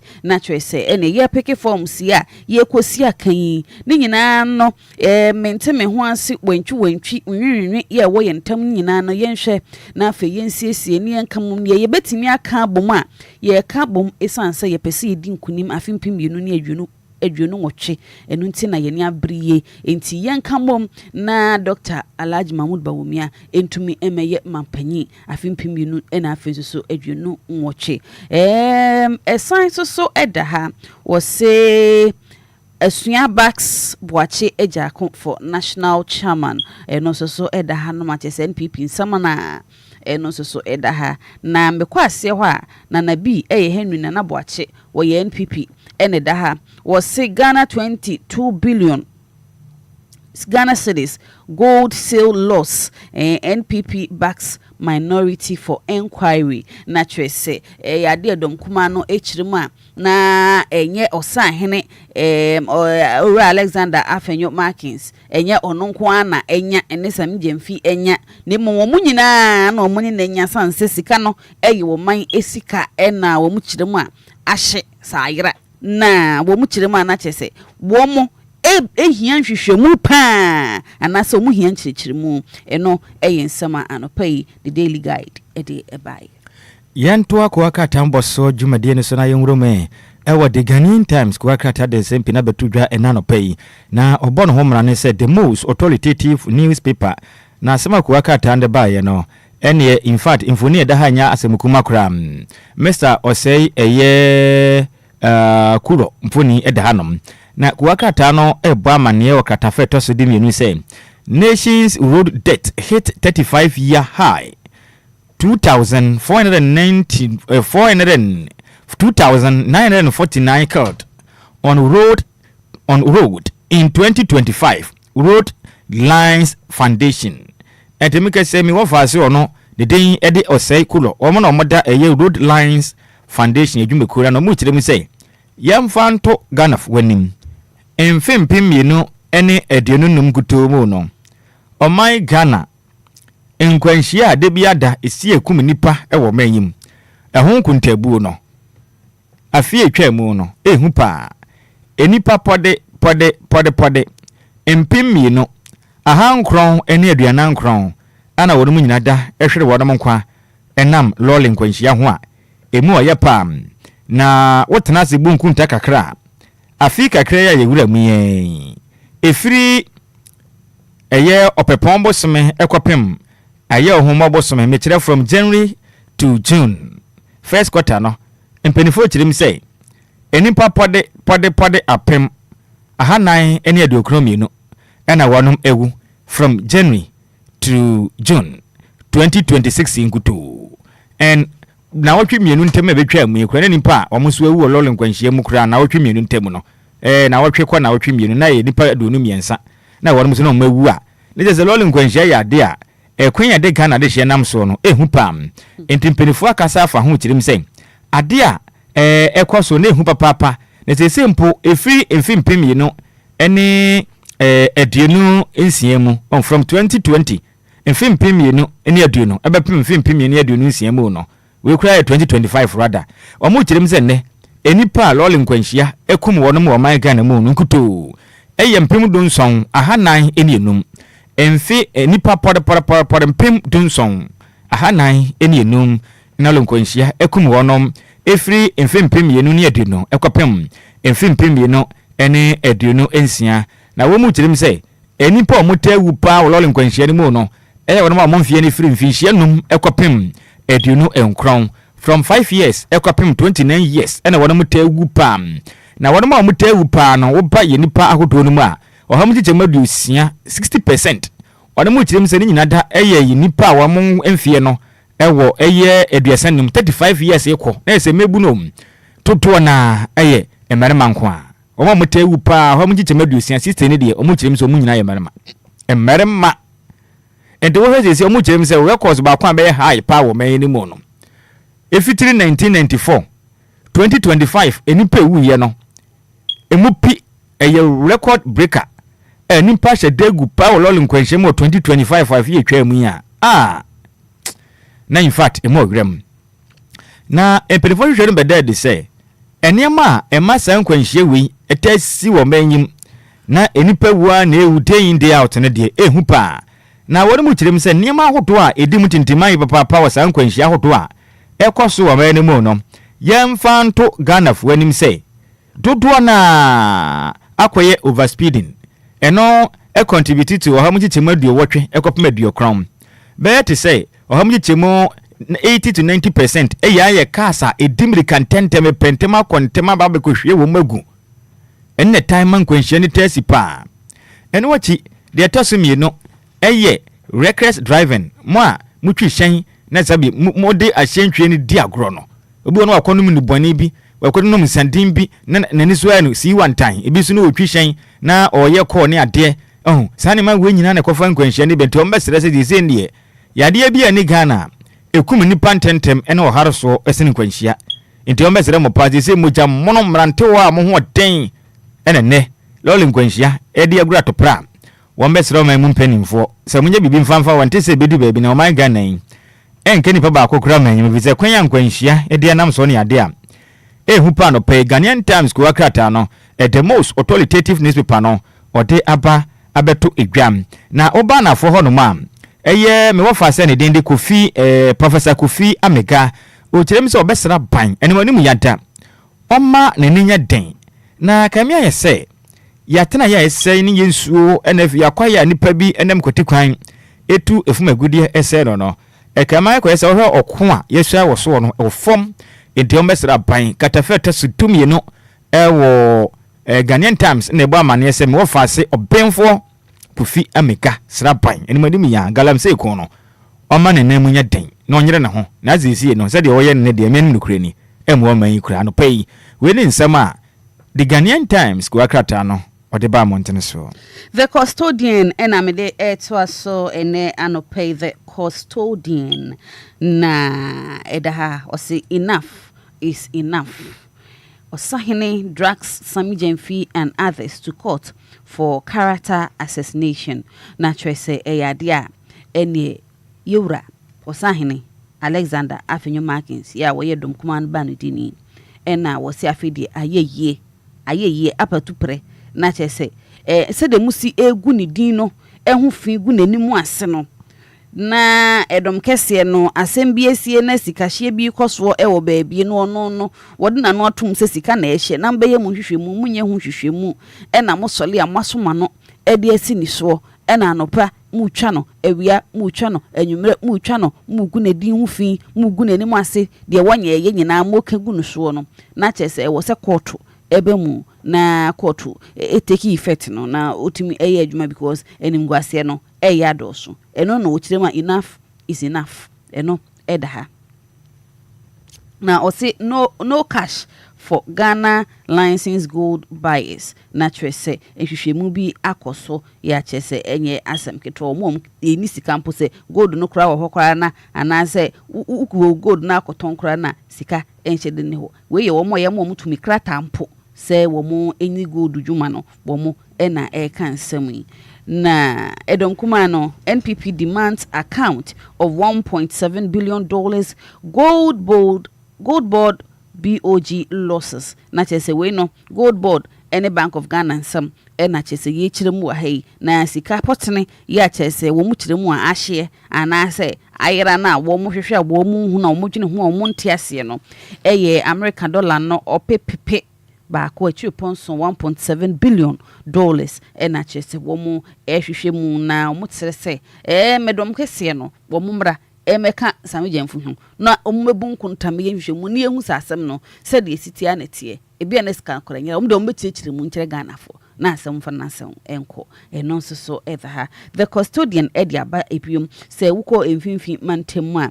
na chese MMDAs a chese eno no eye mensini ahodo a ewo emfinfin mantemu wo mo ena zoom lion for abomodia eni bola ewo ho eni niema ewo ho no enwure nyina no bo mahyehyie ede niema tese yabo ne duro ahyehye se de be ye honom no betenwan na yade bi ewo sampatamu ho no eyi a efi na de aba no omotumi eyi efri ho se zoom lion disinfect MMDAs in central regions and afenso Ashanti region na Asante Memu so eka ho a zoom lion for akoye se adwuma no de amaye na chese the custodian ensema ba no pay any yanto akwa ka tamu boso so ne mwure mu e wo the daily banner the daily banner ko akrata ndensem abam na sama eso de bae no ni obehunu eye akane openipa o my Ghana na yen MP adwumeku no ta no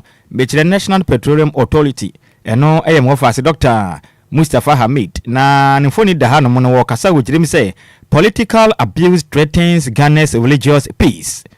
Hamid eno no into omu kirim say kwanya obinya tumi no be yo menyonia na tumi kanensa ode oman hyehyeye fa so ne yade a etieti oman Ghana yesoma hodo no pa ha twen enti wono mbesre say yaso yen afofra momfa mi wurawura yesum obia wo soma na ne je ho yema obia kwan na nipa no bebi ope sese bi odwan de ne fufu obo no yema na kwan ya ne yade amanyosem ebe wurawura yesoma hodo ne nanam atre nkunja bi nim kwa ya kyekyekyere omu se go machi a wo mu nikamafo enam tumi a de mama manyofo bi nti no omu kyirim se da bi ye besre adwobrao na etu nko kyere de twere na sanso no kwa kata de aba se chema wuntumi akane asante mantem titenani edema MPP osono kokrokram yuko no a make say enam se o man Ghana mra enu ko di hwehwe mu akobom pu nimpu a chema wuntumi etu ahwise kekra sese nsawam ene kwata mfinchi adu no okwa akosom omen ewo honom na waye adwumaden de atato no okwafa no nkrata senkaja MPP amayuko no ene o man Ghana wunyina enka otitenani national chairman okwa akope na so nka ne jirim se chema wuntumi se ekura maka nanso menyanwe menwe yentimi kire omu jirim se wuntumi withdraws from MPP chairmanship contest nti chema wuntumi jirim se na no kondo pa na mom ama me ne wanse na ya de chenchem bi de newu no nim se nka bato we de se de ne ho wodom na se de o wadofo no ka we de nka wotene te nanso efiase nanti se be ye beboa na MPP amayokru na yakra be hwenti no ono na kofa na nkrata nanso wanya nyina bio dize mama akoto aba no we chema wuntumi kitani a fo kita akwata ni pa afuru achi because we bekwa no hu no ballot paper no so tisa okwa bekasa wonto koto mani pa foforo na base bedwuma chama hene oni nyamfo aban Kings for suma na ba benfo ni da hanom na wo kirema parliament to prove good boss 1.7 billion US loss. Speaker Papen entieno no sa good board nsen sema o isika yira enyina ye mugu ni mase wote sa o kirema bia ne ho a wisi efiri ho no mo ba ejani ho ndi zadi ensem no course no wan san kan krata be enefu abe je se enantem ni wakankan ehunu se hu be hia se good board empiri wa be pimum ewo manga na mache bedwa fie na won madia no ma be bisa won dwumadi o mudi ye no ehun nsem te sen nubu nkonta na o man Ghana ehu di twiem we ye nsema no pay the daily banner ko wakrata no o de bae me to aso dia na the news center ena me de to aso the news center da ha no wo say NPP backs afenyo markings over 22 billion gold board losses no ye nchim sanse ya kan wasabsa afoko files pledge inclusive leadership na trese mura pola foko no so ne de ne yaka sanse na okopeke ne forms no no wochichiri mu se we no wo ye peke na na se ye mane be national chairman na obeboa ne nkabo mu atimi aba se de be ye mbetimi adi nkunim afimpi mienu ne adwonu nwotwe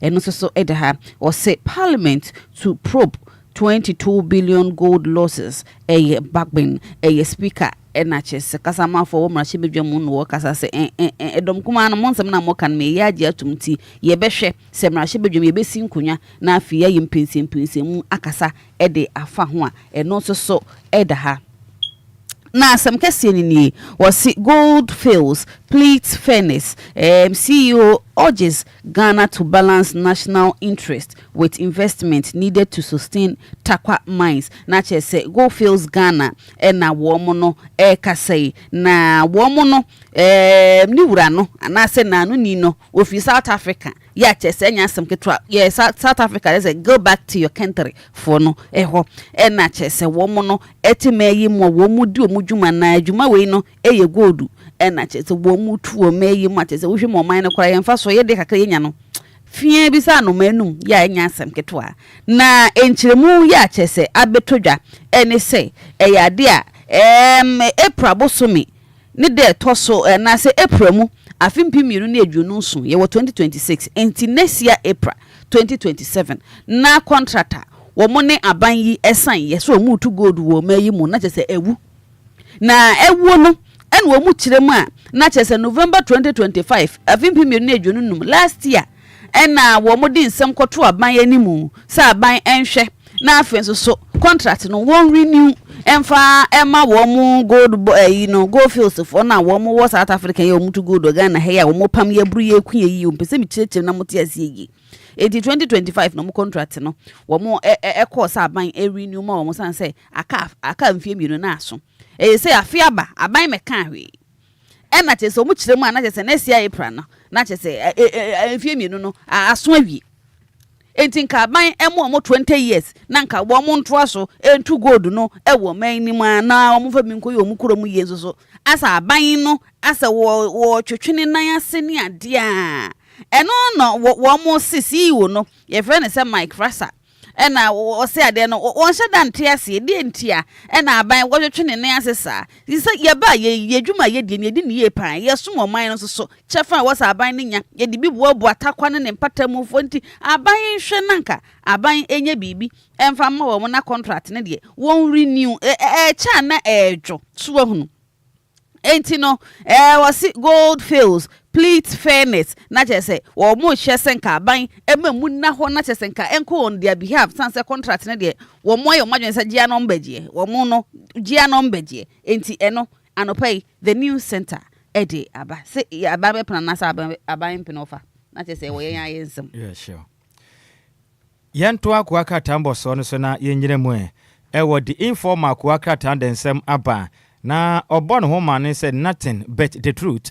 na kuaka tamasoma de buy na so no nie uchirema tackle galamsey don't over celebrate good board gains and to make us penny for maka biewom aka say chirem say wanom besere Ghana mampeni say wo hwe oman Ghana enipa bia wanom enam kwati kwanso etu efumakutie amra kwan emeta ho wanom essay yanatena ye essay yensu atwa ye ho ahia ene yakwaya emu ewura mpa na oman Ghana da chi na nipa nkuma bi edegura to pre epe wo mfa so pe bone a Ghana man dodo na behuna amane nti ombesera ban ene wani mu yadam aban man na munya den pa na won sore woka na onfa cheche pem wanfa ngwa kwem na wo asabe ya galam se ye ne etete oman Ghana ne yensuo ni so how de pa no esu betumi atwam na wade mu kirim se kama akwere se Ghana man peni yem papa bare mo boata John Dramani Mahama bosha hotoa na emra na wo pretumi so baba yo mampeni ni mpre nunso no bosha no hye wie ya ne saka tumi no kama ye se ne sa space wo hye di hu se na obetumi atu ase ne se ne sa hwe no na hira ohun ba bi kura da kura no wa fade ahye nani enti ombesire ni pi omba modea no nsore woka na galamse no wo hye ho bo ne se bosha na wo hye Ghana fo fa galamse ko no ho no AI bepim ne Ghana fo hu ba bi e fa ye enti ombesire ban wada wonya na galamse no egusu ha ye mpam Omosa achirem say Ghana man peni be ka kire Ghana for so say yangopo ya dom good board odi ba ye akọ nka ne pa menne Ghana cedi akane na wo $1 ba ko a aje so say Ghana sika pode 17 Ghana cedis na de akwaji abrofri de ba ko pe ede adiam odi gold board ba emenne Ghana memo aye fofofo a ena okita sika kuma bi kwadwama ne ma wo to nya de wa emenne Ghana economy numpe no enya nkwa sese moja nna mu a bibia kon kama de mo man na zo mu kire mi se yen kan kire Ghana mampeni se menene nje se humboni nyina bra mo ho ase ma namum o ma na nyi se ya hwe ne di won kwa humam se de twere konkon na ka no efri se sa gold board na mo ka so mo de aboa Ghana ma esika sema yeyi no o mampeni na chigu ho brutam o mu kire mi se ne ma bi nkoyi to mo de antena se na sa gold board nsensem ne ne agye no ene o ma chigu ho na mu chemze sika botene 1.7 billion US ekwa o mampeni mwa na hwem nadi na aka se waye ade ankuto na sa bibia nkwe na nka de a ye ne se mo ano pe ko akaten ede won sensem aba abetudwam e wote informal ko akratan emum na openi paul no so no ogiram denden sa belapa edema International Monetary Fund IMF na obokoko o se Ghana free yesremo mo hene trimuda ma mafon sa bosi am akwaji a o yatua bi o ya ade na o se mo hwe ni yie na ka mode IMF no nya kawa akakra makotu enti mo hurihuri sa no o se yenka nkyira mo se mo hwe na comprehensive ambam ente sa mo ba fie no mu nansanya de yenka nkyira mo na okwa katafa teso enuma Bawumia backs minorities proof into 1.7 billion gold board loss. Intimika said ye ni nyina ne sɛ Dr. Alhaji Mahmoud Bawumia Frankatini Edema MPP Osenko Kokwama Yokoni kyerem sɛ yɛmfa nto Ghana fo nyina nim sɛ ne deɛ sɛ deɛ ayɛ no anamuntu a dom kuma ma hyɛ dom etu ede efa eye gold board sika o mu kyerem sɛ ayira no ɔtɛkyire Yokoni nya so tɛkyire pampe mmɔmɔde yamo no hwem ma pantadi na ɔman Ghana sika ne yɛka ho asɛm etimi ntena se mfa yɛn sɛ nhyɛ dɛm ne fam ama ɔman Ghana sika twitwiri deɛ sɛ ankɔ da ti we yɛn sema no pay no the informal ko wakata no ɔde ba ɛbɛsem yɛn na trese me so mate waso dia na the daily statesman ena me de etwaso the daily statesman ena me de etwaso Mustafa Abdul Hamid woye NPP ena wo no okasa wo say let's stop weaponizing religion for political gain. Naturally say, Uchema would futu ekwa manyuni bia se ye manyo sama na ye de osom ana say amane ne amamre bi ase we wo firi ha ase we wo ya sori we ni ase we wo sum ha ase we won sum ha ne ye de fole manyo sam no wo se ye nhwe ni nya yi emwa wo man ba ko kiti sei sa de achi ade sen ebe ko so ntokwa ne se ebe ko so ntokwa san se kuro ama hodo so no enema kiti sei de ntokwa ba enti se wo ye manwoni a ye wa manyo sam de wo betumi a ye de aboa wo man na ye nkogina ba bia enkochechem se wo sum we de ye nkoto aba ma so masi e na ye nkoto aba ma obenten wo se enye, and it's true say enye inti we no anopay the daily statesman ede abache se enya asem ketwa na nabi enso so wasanda ha was say we need transparent account of the $17 billion gold board lost and also so yedi kan aka ho asem CPS to access 9 years of free SHS almost so school to aso ya chese abande ba na ye free no and the CPS portal no so na wo bo msin finshan kunu ni afin so wo mo san so atoa so a chese no so enye asem ketua na asem kese no ewo ha was Chamber of Automobile Dealership Ghana ya yetwa wonti a efre won se Kadek me na wo ka say car so hono man no automobile ya chese no car sensensam se de be yan betimi hyehye bia wo mayi mu ena me no wo ka say wo mu abomoden amekuo bia wo mu no wo mu free se Guangzhou Automobile Group aye twa wonti afro say GAC GAC na chese wo mo no aba wo mayi mu o so ebe yi o mu die ne no e na Ghana fo chese ya ma wo mu nyina akwa aba chese ya je won fa so a wo mo so de o betimi aye na wo mra na wo mo ye ne fe so ahunu na ne nyina no man chechede ye ntumi enkoyanim e wo ka asem enye efe se o mayi ye ka na wons ko abruchin ko toka na nkotua hu duty ni nsem bebra ne nyina no ebo ama o man no ekonanim the daily statement se me ba no pay yento akwa tambo source ne yenyina mu ewo daily analyst kwa kata no den sama pa na daily analyst ebo ne homra ne say without fear or favor ne kwa kata ma so de ba ye so pa ne ni eno ewo kata fete so emiensa ene nan na Obama ne say Galamsey campaigns now bankrolling political parties will soon take over parliament themselves.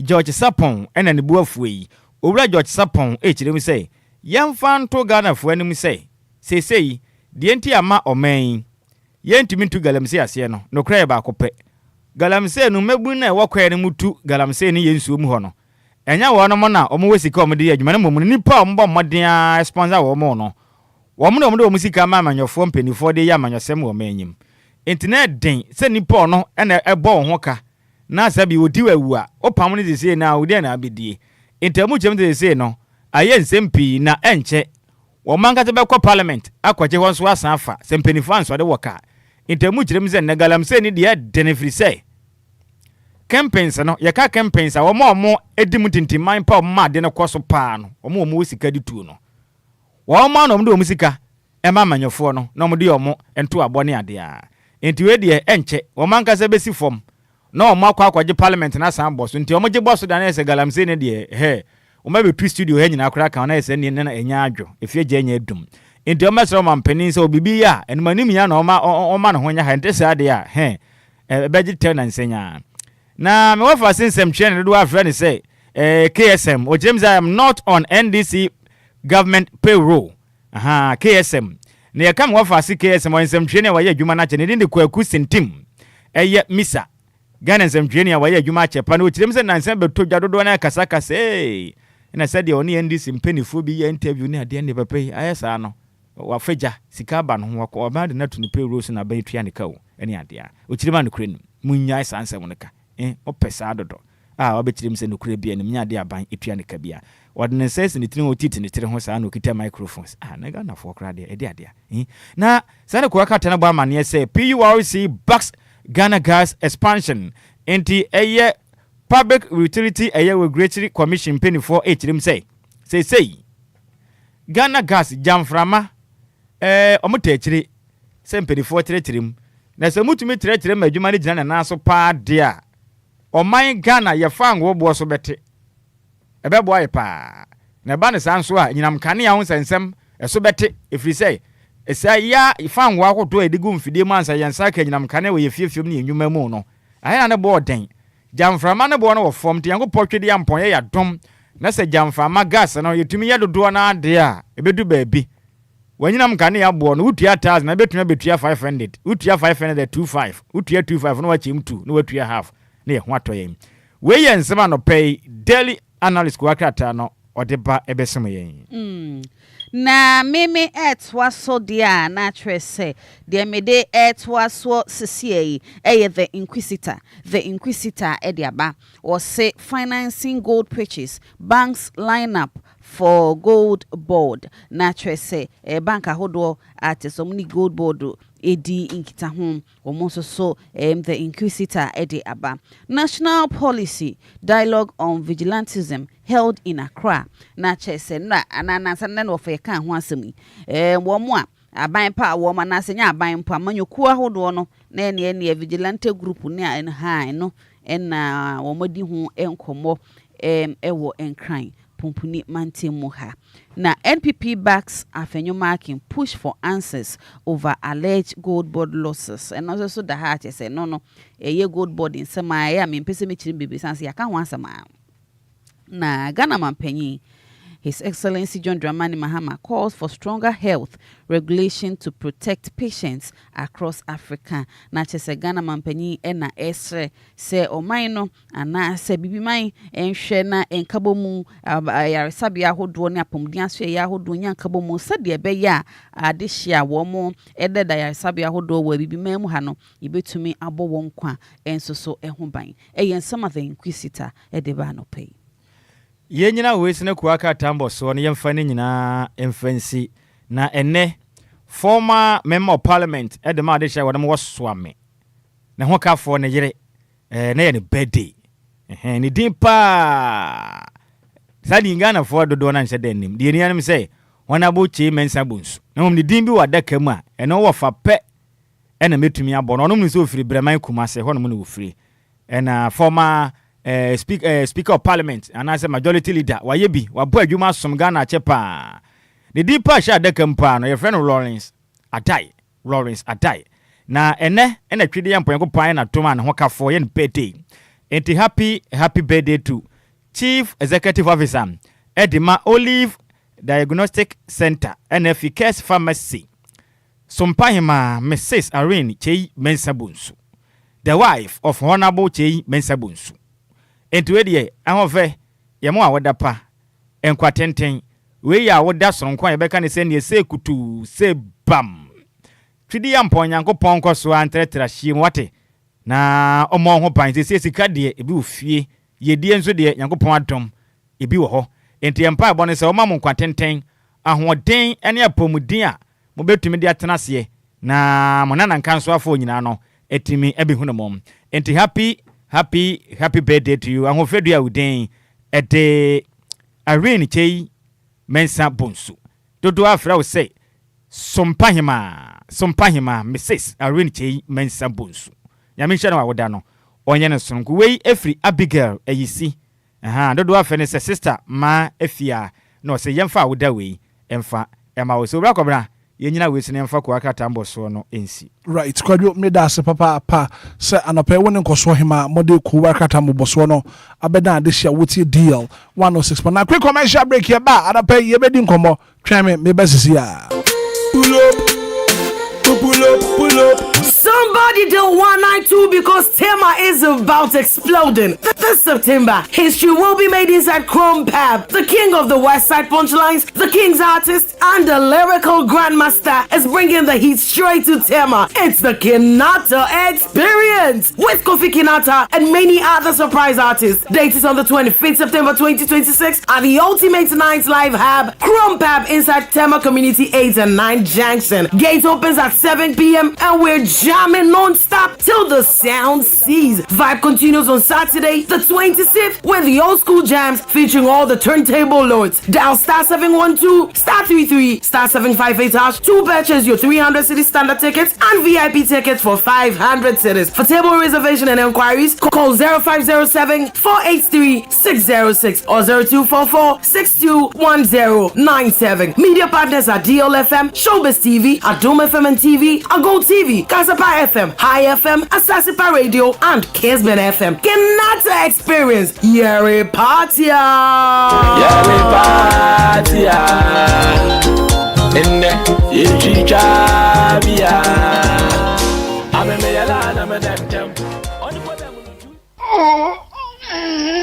That's Ramete. Abakade.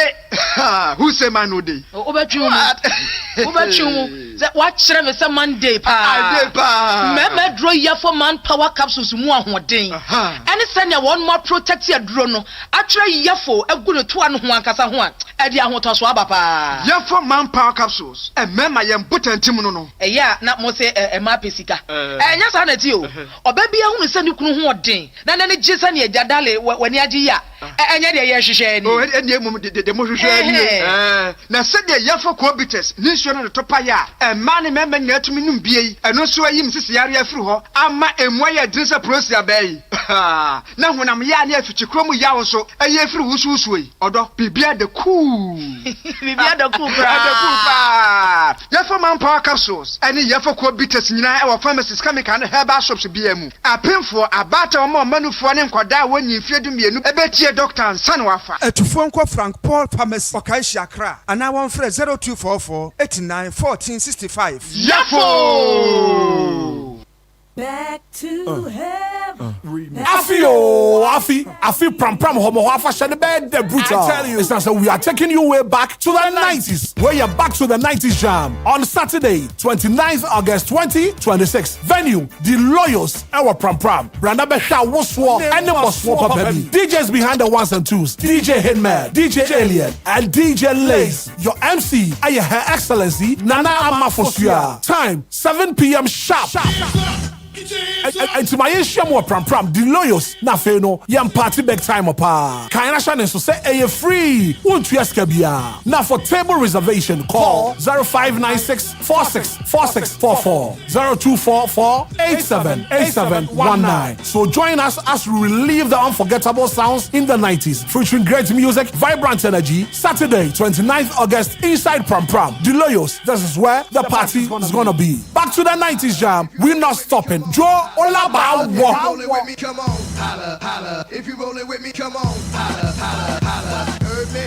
Holla, holla. If you rolling with me, come on. It's easy, Mizuo, baby. Send it how we end on now.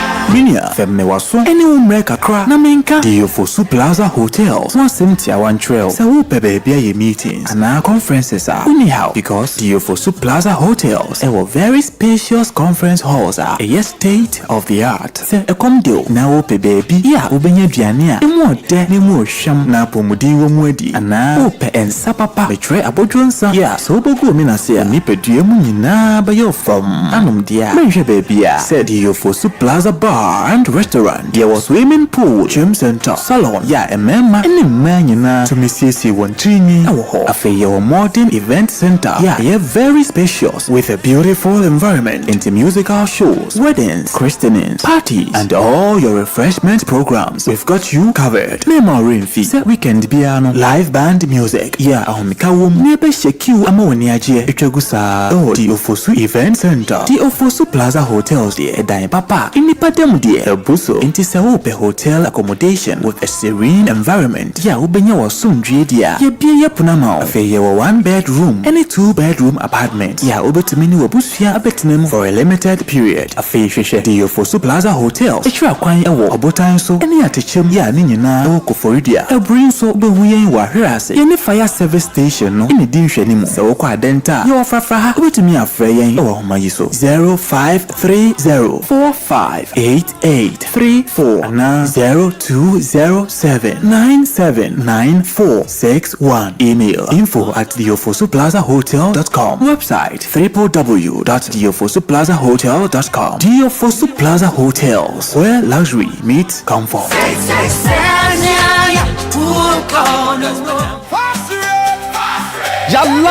Yalande, Ghana Dradi for Mumbrenio. Afiwe Pram Beye the dead on First Trade, Pram Traditional Council, and a Center for National Culture, Greater Accra Region, under the auspices of the Ministry of Tourism, Culture and Creative Arts, Ningo Pram District Assembly, Edi Media Yatudin First Trade Cultural and Food Festival 2026.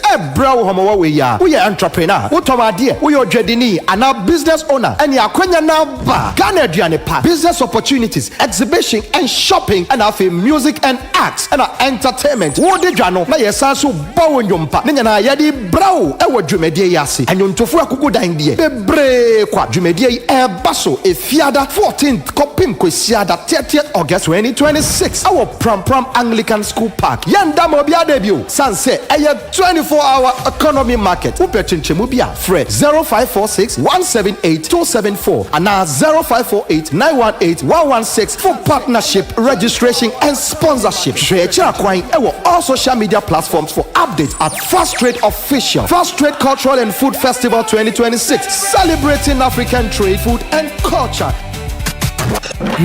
It's official. DLFM 106.9. It's a brand new day and time to tune in to your number one breakfast show on DLFM 106.9. Anidaso Wɔhɔ with your host, the one and only Hitman. The one and only Hitman. News, interviews, newspaper headlines, current affairs, Monday to Friday from 6 a.m. sharp. Start your morning right, stay informed, and get inspired. Only on DLFM 106.9. Anidaso Wɔhɔ ma Obia.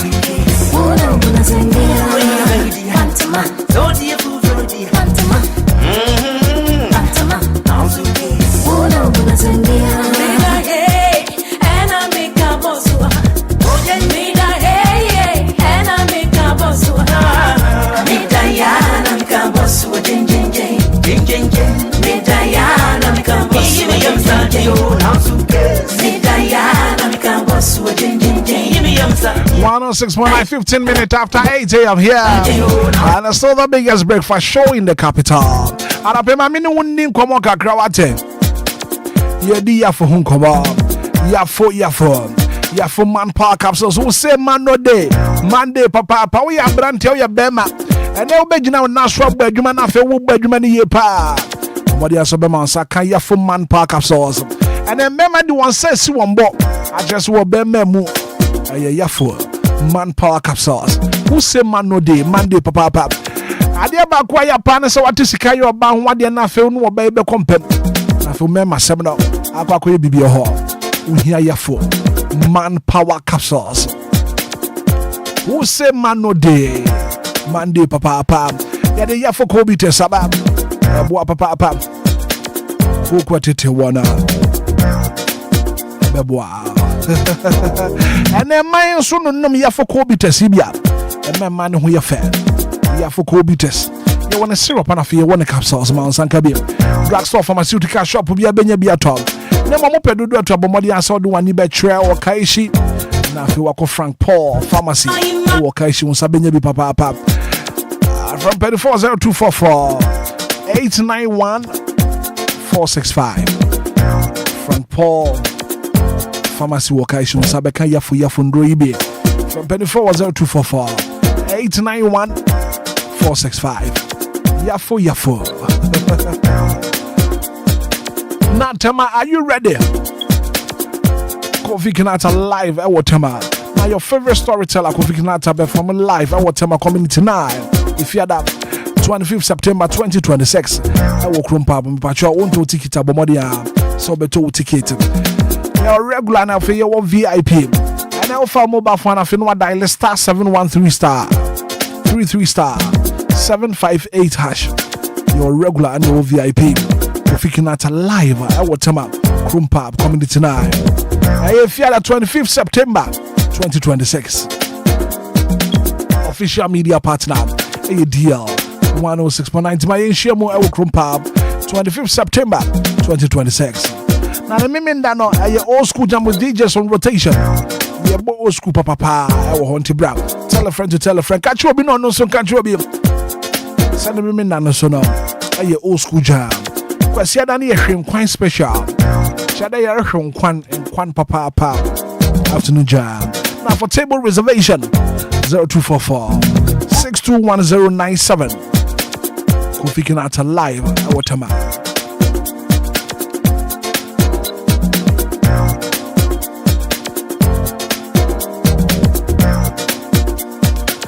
I just mean that bad I didn't pursue. Yeah, call pram. The lawyers are on action in our war. I would the lawyers our pram. I back to the 90s jam, Homo jam, our pram. 29th September. I want them say event to do one now, cost what pram, but when a free, absolutely free. Won't dress a cabin to my shamo our pram. The lawyers back to the 90s jam, our pram. Also reserve table. Only at the 4 months and I said, where are fashion? I feel now quite yet, and the shamo pram homo afashe yasem. And the lawyers at the back to the 90s jam, bro. Mrs. Nanama for your excellency, DJ Lace, DJ Alien, DJ Hitman. For table reservation from 24 0244 8719. Back to the 90s jam, our pram. I obey the power. Never can I to say, a free. Won't you kubo? A free.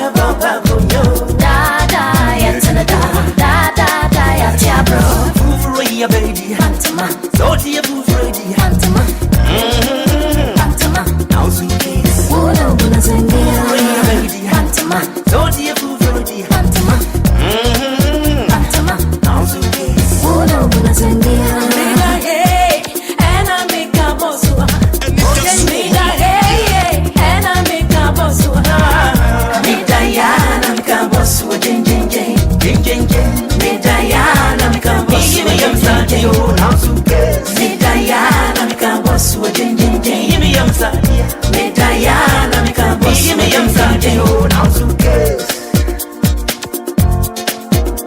Me na me bano, be a chemi, oh, me imitate me, oh, be a rap, me suitcase. Yeah, me burning to a 20 day, oh, mama, some credit day. Yeah, mooking na ma switch, measure mommy in the fear. Or do you damage it? Or the free man who says it, Benny Besha.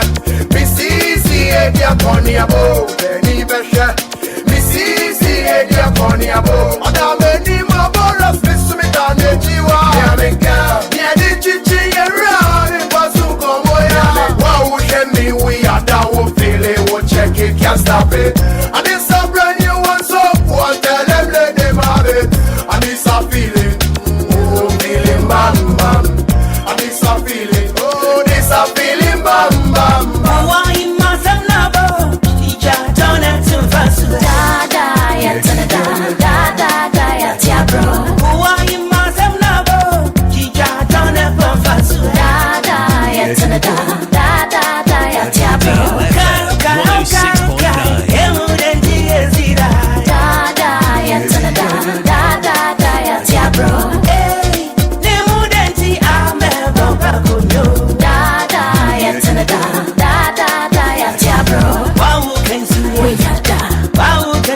Check it, we'll feel it, me bad, we'll feel it. We are done, we'll check it, we'll feel it, me bad, we'll feel it. Why must I never? Teacher, don't have to fuss. Da da, yeah, da, yeah, tia bro. Why must I never? Teacher, don't have to fuss. Da da, yeah, da, yeah, tia bro. Yeah, baby, Pantama, Toti a proof ready, Pantama, Pantama, house in case, Wono, Nazania, baby, Pantama, Toti a proof ready, Pantama, Pantama, house in case, Wono, Nazania, hey, and I make a bossua, Ojen, hey, and I make a bossua, me Diana, Cabosua, jing, me Diana, Cabosua, me young Sunday, oh, now suitcase. Me Diana, me Cabosua, jing, me young Sunday, oh, me Diana, me Cabosua, me young Sunday, oh, me Diana, me Cabosua, jing, me Diana, me Cabosua, me young Sunday, oh, now suitcase. Me Diana, me Cabosua, It's a brand new day, and time to tune in to your number one breakfast show on DLFM 106.9. Anidaso Wɔhɔ. With your host, the one and only Hitman. The one and only Hitman. News, interviews, newspaper headlines, current affairs, Monday to Friday from 6 a.m. sharp. Start your morning right, stay informed, and get inspired. Only on DLFM 106.9. Anidaso Wɔhɔ Obia. Anidaso Wɔhɔ Obia joining live on Facebook. Uba share link na for binso and to me and be an anapay. Inshaba kojo sami bi atena say koso hima wa kofi so joining anapay ya. Ya dem person ya discussions no. Ya de bro na anapay koma me pese ye hwe ne yebo. As woman, if you see something, say something. Uhu bibia ka bibi. Wọ́n máa yí mo jùmọ̀ kú àyẹ́ má ni túmí sí wọ́n fa tó sika kọ́kọ́ wọ́n máa yí mo yẹ gold board ayé wura sami jẹnfi ẹnẹ dànù nansi ababẹyẹ nkọmọ bebree wọ́n máa yí mo ana gold board abọ́ka ana gold board ayé sèyi gold board ayé sèyi ana wàyẹ sáà nkọmọ náà di ẹdọ ọsọ papaapa anapẹ yi.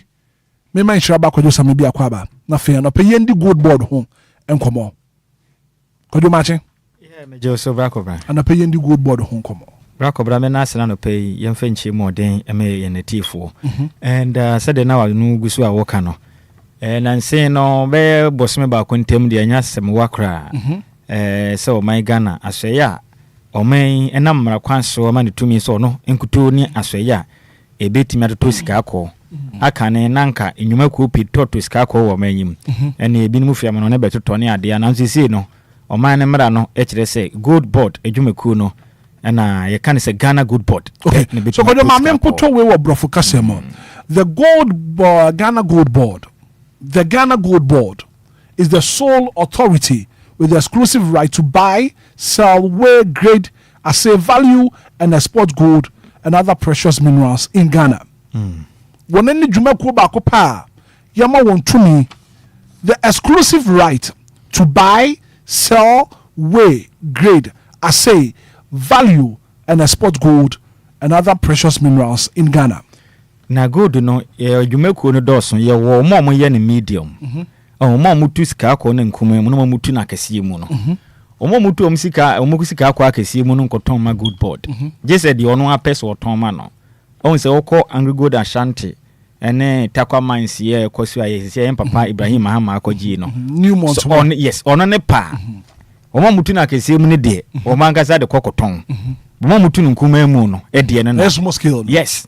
Small scale de no nyina na abantu toto no. Pe me hwe mu no.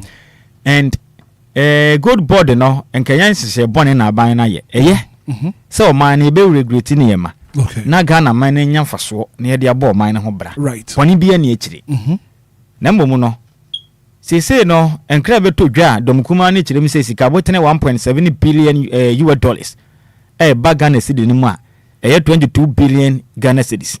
Sika bia emudu o mu ekire mi se sa o man Ghana yen sika na ye boye ho moden se Ghana Gold Reserves no ye de beboa na yen cedi enya hoden no. Omu chirim se sika we IMF International Monetary Fund for chirim se sika na enya ntaman etu a oman ne yaka yabo.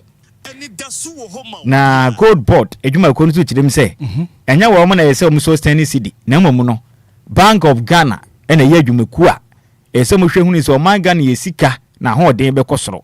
Enti ye Bank of Ghana ena de omu sika baaye. You tell me in you, Sana Gold Board, and penny for chim say, no one sustaining Ghana, the name of Bank of Ghana, a Jumakuno, and no equity casubum. And no how now, Banner say Kabaya, and your woman, a Bank of Ghana for an eye day, a boca. Right. Fine. Nan saying, your woman, Muna, say, Ghana man penny to Namutu, say Gold Board, a Jumakuna boa. No more power, my in Tigana City, and your day. Yet he be Kruma. Yes. And mama majority leader say pimpin your mampeni apa on say ono na enko chieftaincy enko bo adwumaden wo ho no by for now no unyanko ente say no majority leader onimnyanfo Mahama your gan voice bi wo endrada o kan ma se bedwa fie say omo ka say good board aboka omo de bo aga na sidi temiyo o say omo ka say good board eboka kana omo bo no omo de bo aga na yen sikasem according to Mahama. Yes. Enti pesa born ne no.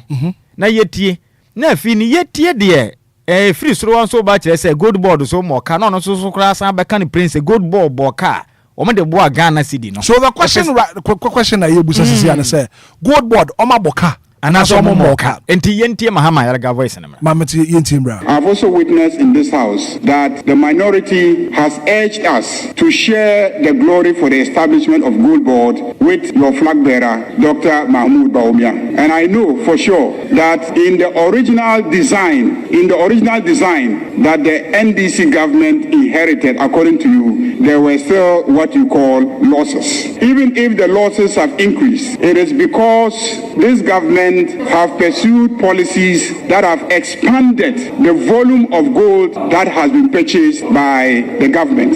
Those are facts, and you know the facts. In this house, we have consistently demonstrated that what you call losses are actually costs that this country has to pay in order to maintain the strength of our currency today. What you call as losses is costs that this country has to deal with as a result of maintaining the stability of our currency. All these things have been argued, and we have tried to make a case that this is perhaps one of the best policies that have ever been implemented by any government in this country, that has stabilized our currency, that has strengthened our cedi, and that has maintained inflation at a very low rate up to date. Okay. So where Mahama Yaraga and what kind of sir? Yes, ono your majority leader. For that matter, NDC amanyo ko no wo free na wo kirim se gold hu sensem no ne sa good border so ye na wo hoda dawo enye Ghana man pen ne de ba ya banda da ba so na e wo ho good board na wo hoda da na mo kirim se hokra no mla na MPP e wa be enwa mu no ka ba the same thing na mo kirim se sie na ka we na ba no so se na mo de no dodo na na wo kirim se o mo de adwuma pa o mo de aboa ma ne Ghana city anwode ayeden Sakaba omodi adwuma de nya benya kahunu bi akeke mama ne Ghana ni kodwam koto ade a na ho han na kama enti o ma ya de nya. So in this case Ora Mahama Yarega admit say a kaba. Oh yeah, pedo no kan de kire say kaba. Right. But owura sami jamfi any good board in penny for so chiri mi so mo ka ne mom Bank of Ghana ena o ma boka enye good board ena boka. Right. Back obra eye People's Alliance for Governance and Accountability paga endra danso eye o mo convener Kofi Kusi dapa ekasembi na me pese wo bo eye Kusi dapa no nko ama me openi ne kasembi se wo man ni mu no ankorankora adwumakuo bi efa obi adwuma na se kobasa kaba onka nje ne se kaba yenya mfaso nti kaba soroko ye hwehwem da bi inti se o man na eye Ghana sika enya obi sika na momu no o man Ghana ankasa japade eye o man mani nyina de ya na say abetodwa se bi eka bi aba enwu behia se be hwehwemu ne enwu ba bia no kure den eda se no kure wo ma ampa se ka ba ya de enti na ma ka na ba ye na de de ka ba na mpanifo akire ma ye nyina ho aye den ate ye ho ase ne ka so ye nya so mfa so nti ka ba ka na aba de enwu hia de a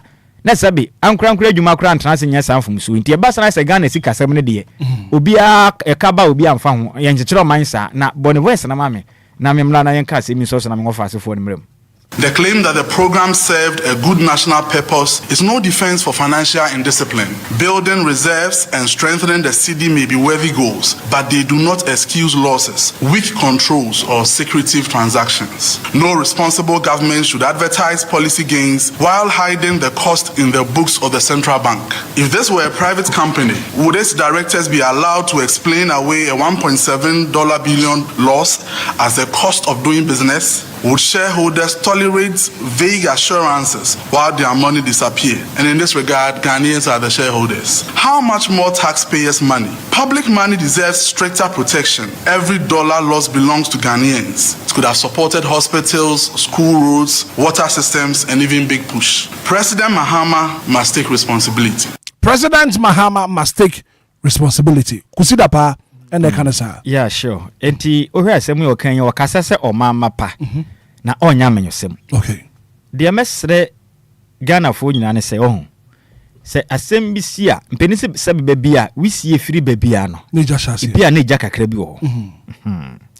Enti e besre yen tan bia e Ghana nkomo ne yedi. Ghana boka, Ghana ne awutie mi wo boka. DLFM. Because we hear so mampeni nka unsuo na mra 24/7 enyinam kane enyina so 24/7 wa kwan enka enye mo trouble ka da bia nam so a futuro hunu bi eyisika ho asema na ye kan ti se koba se Ghana boka onso so ne amapa o hwe ni mu no wonsentumi nya den enka enti ebesre me pe report kakra me read about IMF no kire mu a omo report ne say $214 million na IMF no ka ho asem say eye losses a good board free o makache ba e pemelo port amema kokenkan no sana na IMF no canon and they say you should be told say 1.7 billion US dollars 22 billion US Ghana cedi enti abesere enrada manage mashibe dwuma cha manyene ho right honorable kings for suma na bamba ben kan say ono wakenkan emotion no etombe so moma good board mpeni for no ba mashibe dwam na for that matter hwe anim say Bank of Ghana mpeni for be ka ho na omatumi atena se na ehwehwe mapa e de afa ho se e ka ba ya mpa na de na maka na bae enti yehwe police na omoye ye na pe ka e bae eni fa so Ghana nya de tonsane so a etisein ahun sade bia wo ye bia no e se ye scale ni ehunu se mfa so no e ye sene e ka aba sanya sana ko ye se ka aba no so sene mfa so ye nya se ko do mfa so kro nti de edidwa what ya se eno no ho hia enti na se ye scale ni ye hwe se de nsunsu so no beko enti ya besere hwehwem na betumi aboa ne ho ba bia no kra ne den eda bo na yesa o ma na asem si na ye ka amanyo asem bebam ene do ofi so wa abanya fa beka se dia do no wa bonte onu nya ban mu nti no tan nipa no eno na ama Ghana anya ye da no edu ba bia amanyofo no omunim se no kra ne ye ha Now say your bo na ban ho ban se be ya yen kan se mingu no ho fin se be ya batu do entia nti no no be so de gina twintwan abo no ho ban. Ene de ono so ka no kure no so be ka ne ye ya bia de nsem bia se be anim nyina ayeden abeta ho. Afi na no kure no kwan no eyida. Ene ya de ha yen. De ono opposition be ka ne ya kure bi kure mpa na esika ne nuru sa so ye be ka ma na borosa. Afi ba hu se na de ono so be defend ne ho se no kure bi anim ye moka. Enso na Ghana boka. Na the ordinary Ghanaian na ono tifie no ono to hold defend na ban. Eba ne za o mayim se na won sentwerefo a eye political parties dia omo so ta omo party achi ebogem. Edimo se Ghana ni ono ne sabi ontie radio station ye ka na kore no na adwuna ntanta tondo no so beti bia na odenam na oka bi ko. Enti ebesere is about time hwehwemu nkoso.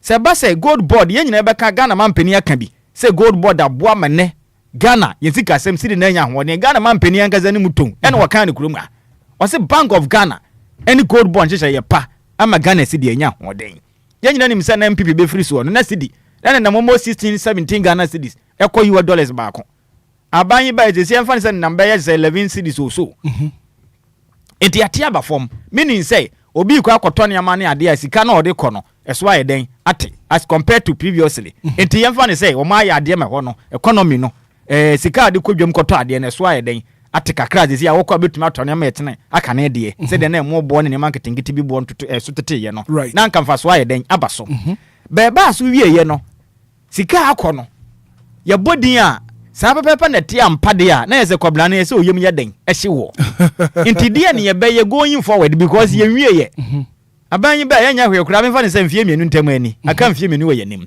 sa kwan no so ye nya atwa egusu a ye kro ebe krumpeni ebe kukrumpeni ebe soa entini ye be koso aye sa ma se sika na san koso a na tie mo hwehwe mapa na ye hunu na de ya me ya ne se nipa ne ade de bo na baso san kwa ye dia ye se ma ye nka ene na ya mpese mete tu be hwe me wo fasi kofi da pa kana o so ma mpeni on take responsibility e me ne ko ye no obo abaso se na o mu tirem se ka ba ho ne de e kire din ade bibini mpa ye nkuguo enti e be sere obi ntan bi ya ne mom no kure Ghana sika ye sika to me on my way ni nadi na ye hu ni say na si ye nokre say kaba say anya nokre anya nokre ho so sa brobe e kaba ye nso a e de enti na ma aka na o chechirem na to asum na bebo Ghana fo a afi na say san checheye no say emwa ye na ye twa so na ye jai okay because penny si sabi ade a ye de ape emfaso ye be wie na sabi ntakrabone de openi ka penyi na fanyinam kwatere kwa enti me de mesere hwehwe mapanko so na yasa de bia Ghana sika be ira na hwehwe mu ayesi ye nyai no me de ayamanyosem no ma no ye ne ye wo from de bia no fa so esi enya timi de mesere wonom o ma hwehwemu nkoso ma ye ne ye nyina ye hunu de etwam me yemfa anya amanyosem sa amanyosem take charge pe openi ehun asem na twa no emwa ye right kwado me das papa join you live on Facebook, live on YouTube ba no share link na for foforo bi so atumi ahwebi ene anope ko sorry ma minti good board ho nsem to the bia amanyosem na ba befra because of say they wo hu asem no ekoka asem no the opposite yinti no saa na bekọ akoye na akoye se wo na wo ka no esan se enya wo party ni nti wo ka agu nanim ase but to the bin so otimu se de ekoso no eye no kure pa wo se ye ka ho asem na so esan se ba bia free ba ye ni nti na ka me esan mo ahyeda na mpese mgu ye ni mu ase na me hu ni se ensem no ensisi so enti said the one more accountability forum was a series no edema penny for busumi bia na mashebedwam for ni ministers no only ministers and making ministers ayi for nka ho mashebedwam for na nka ho okay MP for nka ho they appointment ahodo ano no enke ye best say eno no nka said the enka sami je mfi mechire mu ye pa because adan ni chire mu no wan kasa sika no sika bia yira anase sika bia hye wo se ensam ni nyina anya no kore de Uru Alexander Afenyo Markins kan nya no kore na wo san kan ye say per the audited annual report no and financial statement no gold board for the year ended in December 31st 2025 there were an operational surplus of 907 million. Yeah, say surplus profit of 5.4 billion Ghana cedis. Not just some faswaba.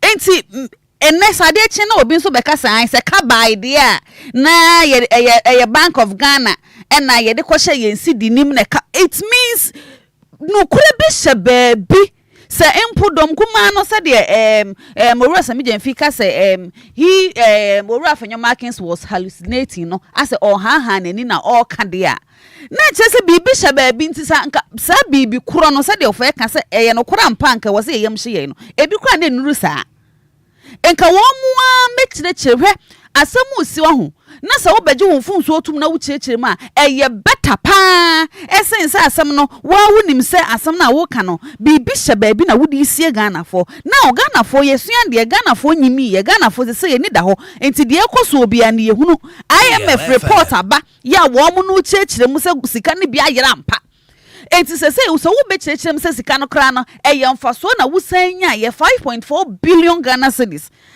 ne enti edom kuma ne sabe otan huna no omotan wa ene wo manyoko ne mu nipa abeka se sika no bi ejira ya na se sika ne hye ya na ye support amoko support Ghana City Bank of Ghana ne adinti ne nam so amasika no etumi ahye it means nukure bi hye baabi ye sintro bia no kure kakra wom enti ye beso Mowura Samijemfi ene Ghana aban sese de omusi echechire nsemu na bosumi bia no appointees fo no midi we share wonsa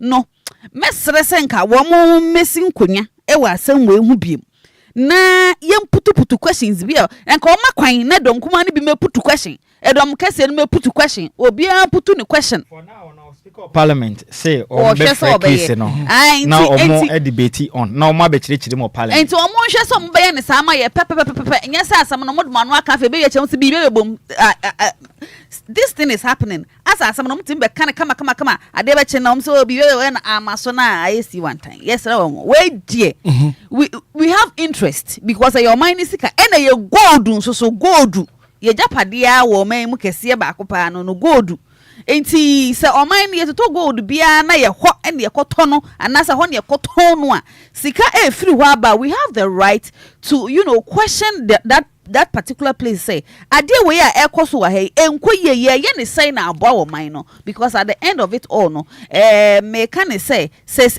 emfaso oba so man no ye kombadwu ye obi e oman ni sika ye obi sika enti e be sempeni for say wo mun sin kunwa mai omomma Obia kwan edom kuma ne dom kese nyina omma Obia kwan na ommebu nkunta sabi nimdifo wo ho Obia be e de pen ni pipa beto ho na afa ya hwe sika potin ya yira ya IMF abeka ho asem ya edom kese ne mu bi ka ho asem edom kuma ne ka ho asem na so no Mowura Samijemfi sika bi anyira ye no na nka ye hu no right Blako Branim Kofi bebam sisi aye breko na nokura ne se ade ba kwa na mehwe animu se nka gold board mpenifo no be ye se kwan sika akọ na omoto no enka ye besere sisi no so small scale miners na moto sika akọ furu omonchen no galamsey fo ne de no hama na eto sasa atena galamsey ne yenya ya meboa sa mu gold no hama na eto another question eno ya sem kese ya se ebisa yen waso man ye po man ni ye o nyese obi tan obi o se no gold board ene to Ghana ska ko nyina omo mutu ska omutu gala no omo so mu gold no moton mo na eto sa gold no yes galamsey ne so ye ntumi tuase isi ye mo modi anse ne mo etumi regularize no ne ye hu ne se nipa no sika we no ukotunu galamsey aye nto ye ma ho kwan kra ma nkutu se omo nyina de na mutunu so ye to na meaning say gold board bo man so kwan bi so no esan so di yewu ko na me di kan no o gold board one near ma mo krata so the sole authority more exclusive right to buy sell grade and value gold and other precious minerals in Ghana. So meaning say almost so mo ye galamsey de no so mo to asa na no ni pa na ye po ma che wo mo no wo mo di gold na ba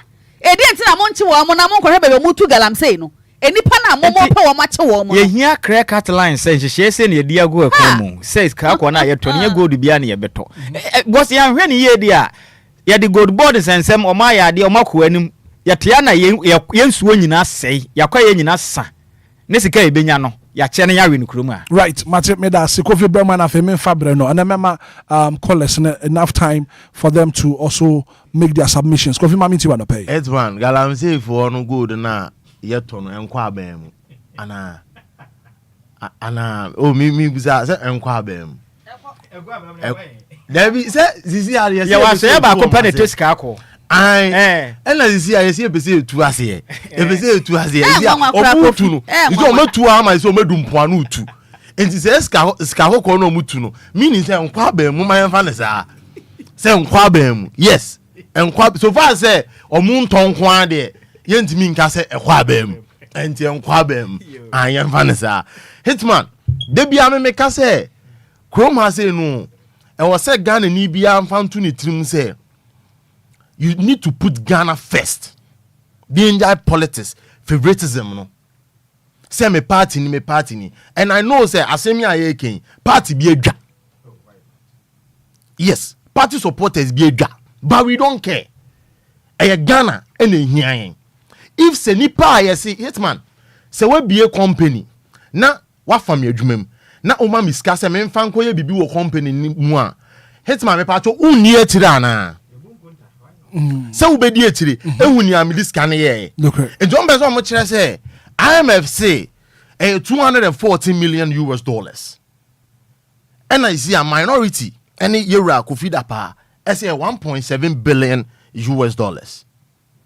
me pacho yera sami je mfisu say why then emre bi atwem o se yenya profit yenya mfasodie bebre surplus bebre yes 5.4 billion sisi as kana e surplus na de wasem ne ba no yi no galano na do wasem ne ba 5 billion mfaso fine we understand sisi anipa ye kon ho kodan say ye discuss ye de kase ya are we trying to say Ono no ma is scanning twantura na cause you provide details, you provide documents.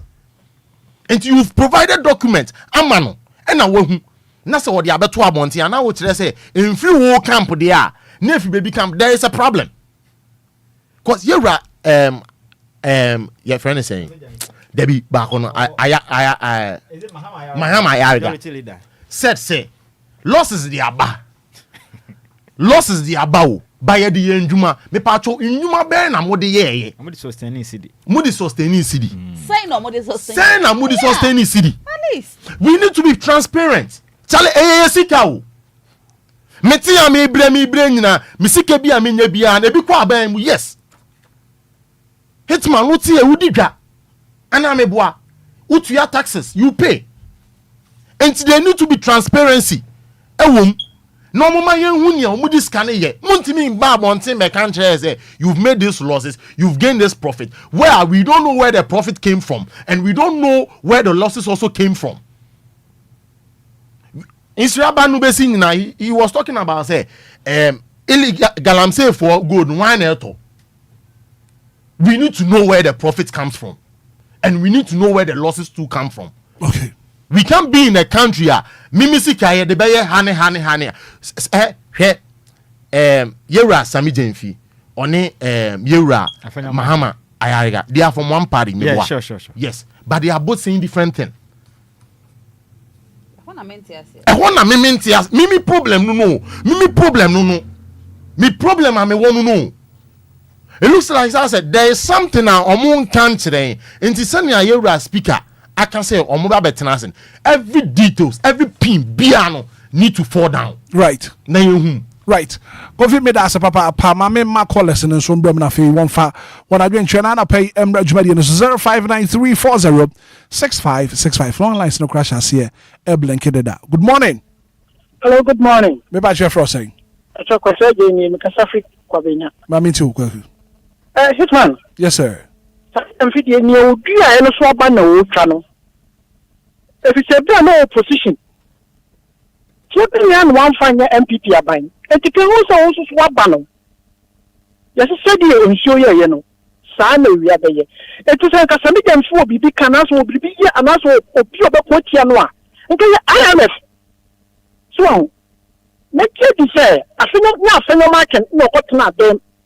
And now open office na said you were church or car say code board. Aboka Debbie.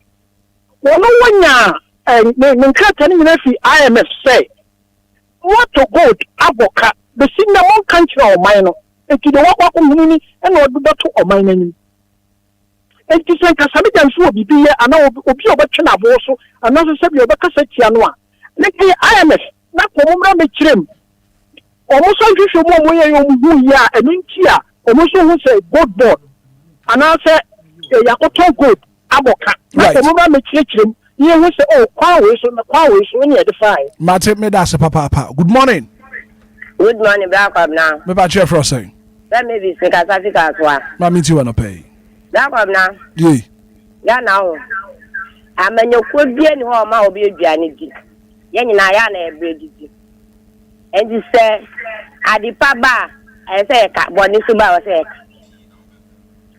last year no na nneema more di angwa 12 million mo bag 12 million bro 12 million and then block to acquire 8 million and more come market obenya mo 7 cb I try and one abafom and you say good board aboka o say Ghana Commercial Bank aboka say am pass omo ka say omo aboka mpo a omo antenji omo tiche ma nyina nya so pass no come market a unya moto kosi uma omo di oh mate me da say good morning hello good morning me ba chef for say Pastor Mr. Imani. Ori ma kase free infa. Pastor me kase free tema. Mami ti wanna pay. Okay, me Pastor any diem, any ho brasim. I think say Ghana we have a long way to go. Say we see said you send a man for been mo kasa no say been mo adwen stone been mo adwen ofo. What you say? Na good board aboka ne kan we say ya temo so ya say there. Dabi. No, we are not here to attack any political party. Mr. Yeah, attack any political party or personality. Be an open koma ye di no. Gold board hon komo any ye di. Say kaba and I say kaba embaye. Faswaba and I say faswambaye. Good morning. Good morning, sir. Gideon Berma Sante. Hallelujah. Ogidi ubre ni yonkwe.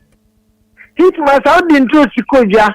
Listen, ejafo ama interest ni say oboka bodu a wodi akoja say yampa ene wade na wo san de ba bodu empro enane enya hwe obesan de abochi abusumi nsia ejamu ya na wa san de ko edise sia control board aboka etu obe ne gira Ghana so asa yamto amoka ye kuye edise de mu mehwehwe asam no ye pa kokusi ase ne ye to bi anyina ye so a yakokoto good esinsi akoto good aboka abrayam ton a e kaya de egu e twa e bra fufuro no be gwa ma e fere e yoboni akware zan atese jana oni papa ko bititu no usuo sa asem bi sa ba obere zan e dia ye hweso yakobo we of kra ya ye ne matuture ye mu akonta ni asa difficult ni asa betinase Obia resign. Ade. Now resign na ye ne ye for the price. Eyewa. Mate. Gideon me da say. Good morning. Good morning, Brakara. Me ba chef for saying.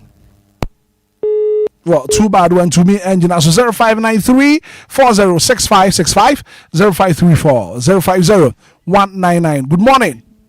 Good morning, DJ Hitman. Me ba cho refu ma mi ti wa no pay. DJ Hitman. Say auto good. Now Boka. Now Obi auto go so Boka there. Hitman. Let's say yourself. Yamayo form you anyway. Say Yankofo anye adom. Na wan krem you ni nyina free ho amaye ni enyafo fro dia ene saa no mo be saa obo so ba ko so ba no beka so me so ma to koku we me so ma boka di Hitman me de ma no asi obi nto aso obi so to aso no pay. Good morning. Good morning, Hitman. What you for saying? Nana Kwame. Nana mami ti wa no pay. Mr. Hitman, I say Ghana no kure na yempe. Ye ta da sem obi da ya o de adanko da ni ani anji. Kan no kure no man no kure no nedi na Ghana ye hu se sei na eko na ye wo futu obi a ye de abuchi dom but this the case ye mpeni fo no nka no kure why you go business when the Bank of Ghana na ye losses aba Bank of Ghana jitu se loss aba but we go board no pesa obeji atu nti no kure ben na majority leader eka Nyankopon enka won so ho pay. Good morning. Good morning, bro. Good morning. Me ba chef for saying. Oche so hu na bra kwa na pa se ye mpeni fo mo haye pa. Amo haye dodo. Ade no kana ba mo ka no kro na ehu. Ah, na de na mo ye esa. Yo, Mate, me da say. Good morning. Ina majibi amu. Asante Zongo. Papa. Anope ma binti yo. Ayo, mu mo ne juma pa mu di bo my Ghana. Na o man ya chichiri ni sai. Ye peni ye yo. Ye peni nkwaso. Enti ya si ya tu abama. Ye se oni ya wo ye emwa ye ya. Sai ko. Abu Fransambra. Ni ya mefe. Na kwezi kwada. Ni ya tuma anu ya batra so ya si wa anya ni ye. Na uzuzu ba ya uzu ba ye ni ya maye. Na fe ya kanu kwari ya tira se. Di ba kuri ye no anya ni ye na uzu ba uzu nya ni ya. Uzi onti asiye. Me pa cho. Tesi ya. Agoto gold no aboka na uzu di sikano. Adi aso my Ghana asini ama ye sikasem aye yokoto dokuru 7 cedin sanet ya. CC 5 cedin sanet ya. No di abeson. Sikase na obi wuram. Ah, umu huwa konta. Esa umu huwa konta. Swati asiye. Wanya wa yiri na koshegu. Otoni anta, utibisa adi bafye. Mate, Asante Zogo, me da say. Good morning. Yeah, good morning, sir. Me pacho offer your tissue, ubreni, yankoi. Yeah, one adini nyina akosi say. Onipa no so no de good board no more kaye. Na Bank of Ghana na man discuss on Tademan. Unsi etiti krom ha o. Ye hu na ekosu. But I am a fool.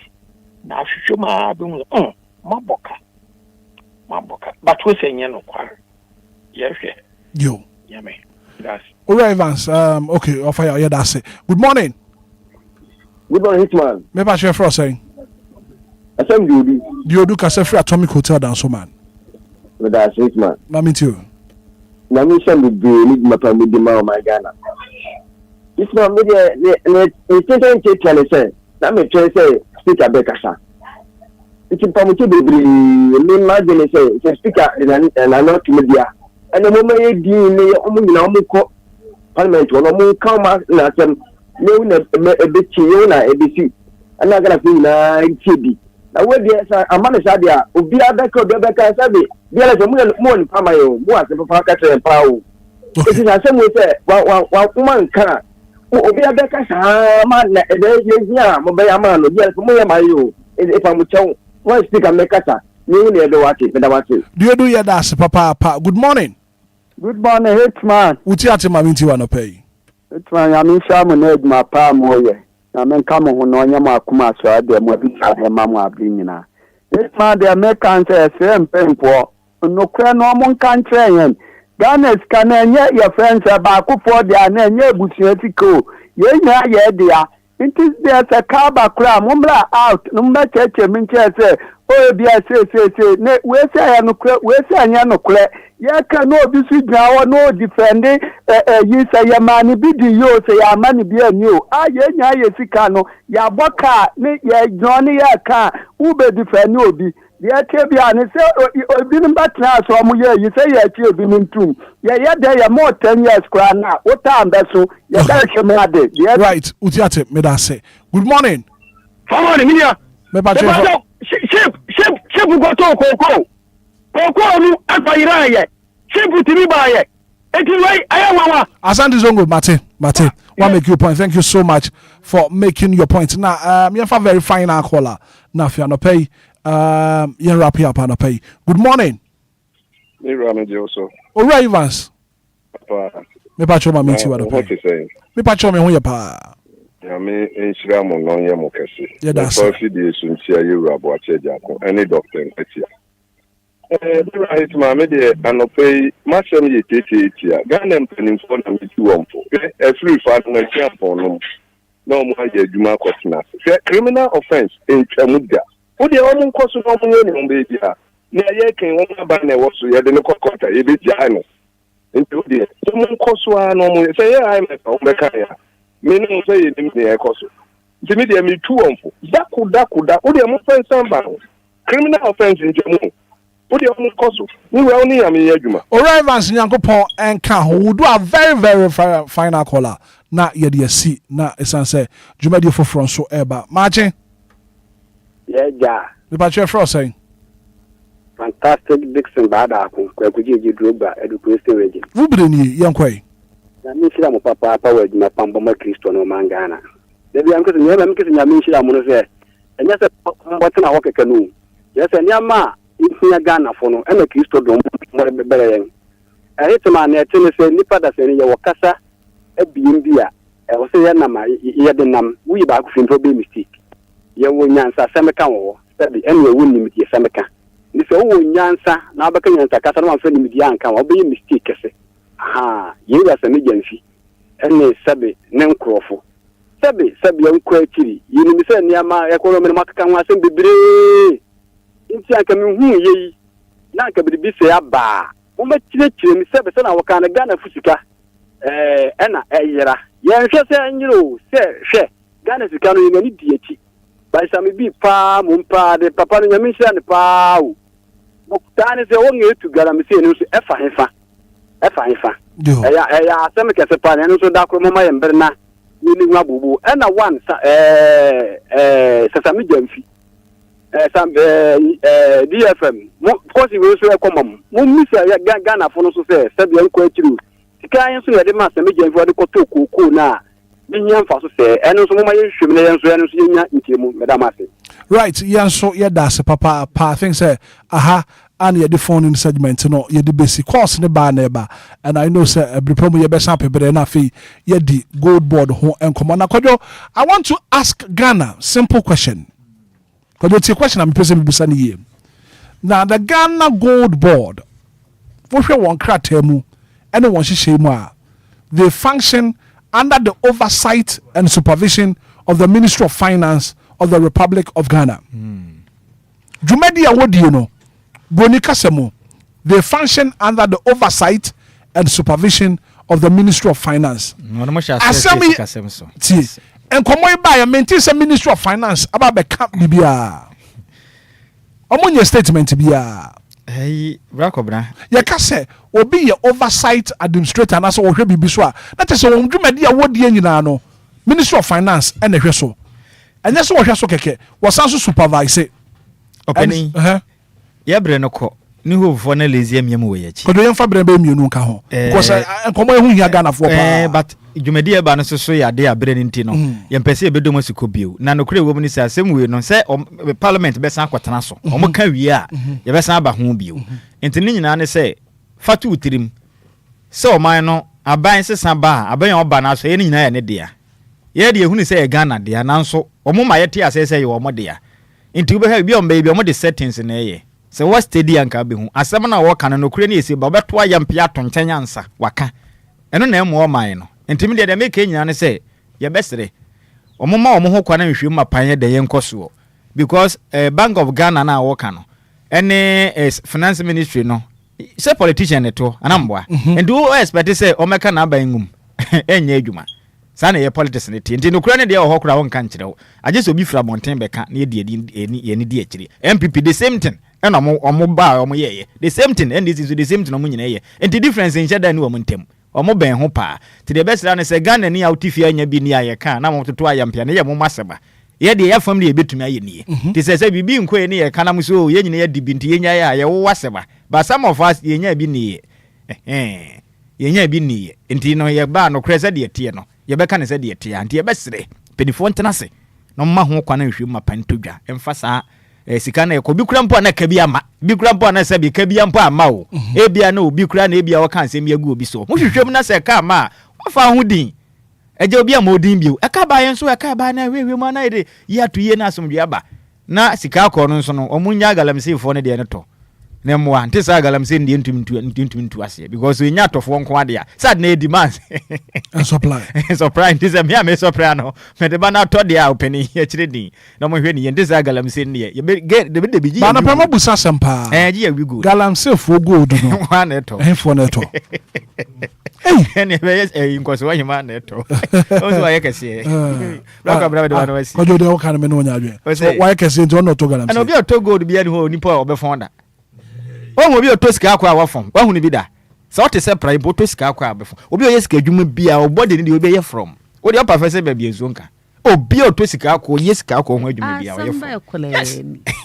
ngoso eduru so ko sai mama video inti yaka good ndemento nto kese na wabusu nti saa neti minto godu na yesempanimfo se esem bi sei no enye nu mode ni yie mu ntia nti oman no obi apoman nti kire yesagana eye yi amenya sure se ye ni be fichire ho akọ obi ma so amna ko go back to your country ye betena oman ni mu na asumdwe etumi aba nti aba ne sei na ye kan ye be sempanimfo se omo modia na omo ma no kre no enedi se dem di kan no sa asemsi na wudi fo na hu se ke ba na wuji tum se oh sei ni na ma kan ba ya I think say Ghana for ye beji atum na afin so ya te wase ne hu no kwan be fa so a ye be siesie ni nim se o mind the NPP ni NDC dia nti no amemo na NPP ni NDC dia we ba webu enkoyi a ye be sesa ye be sempanimfo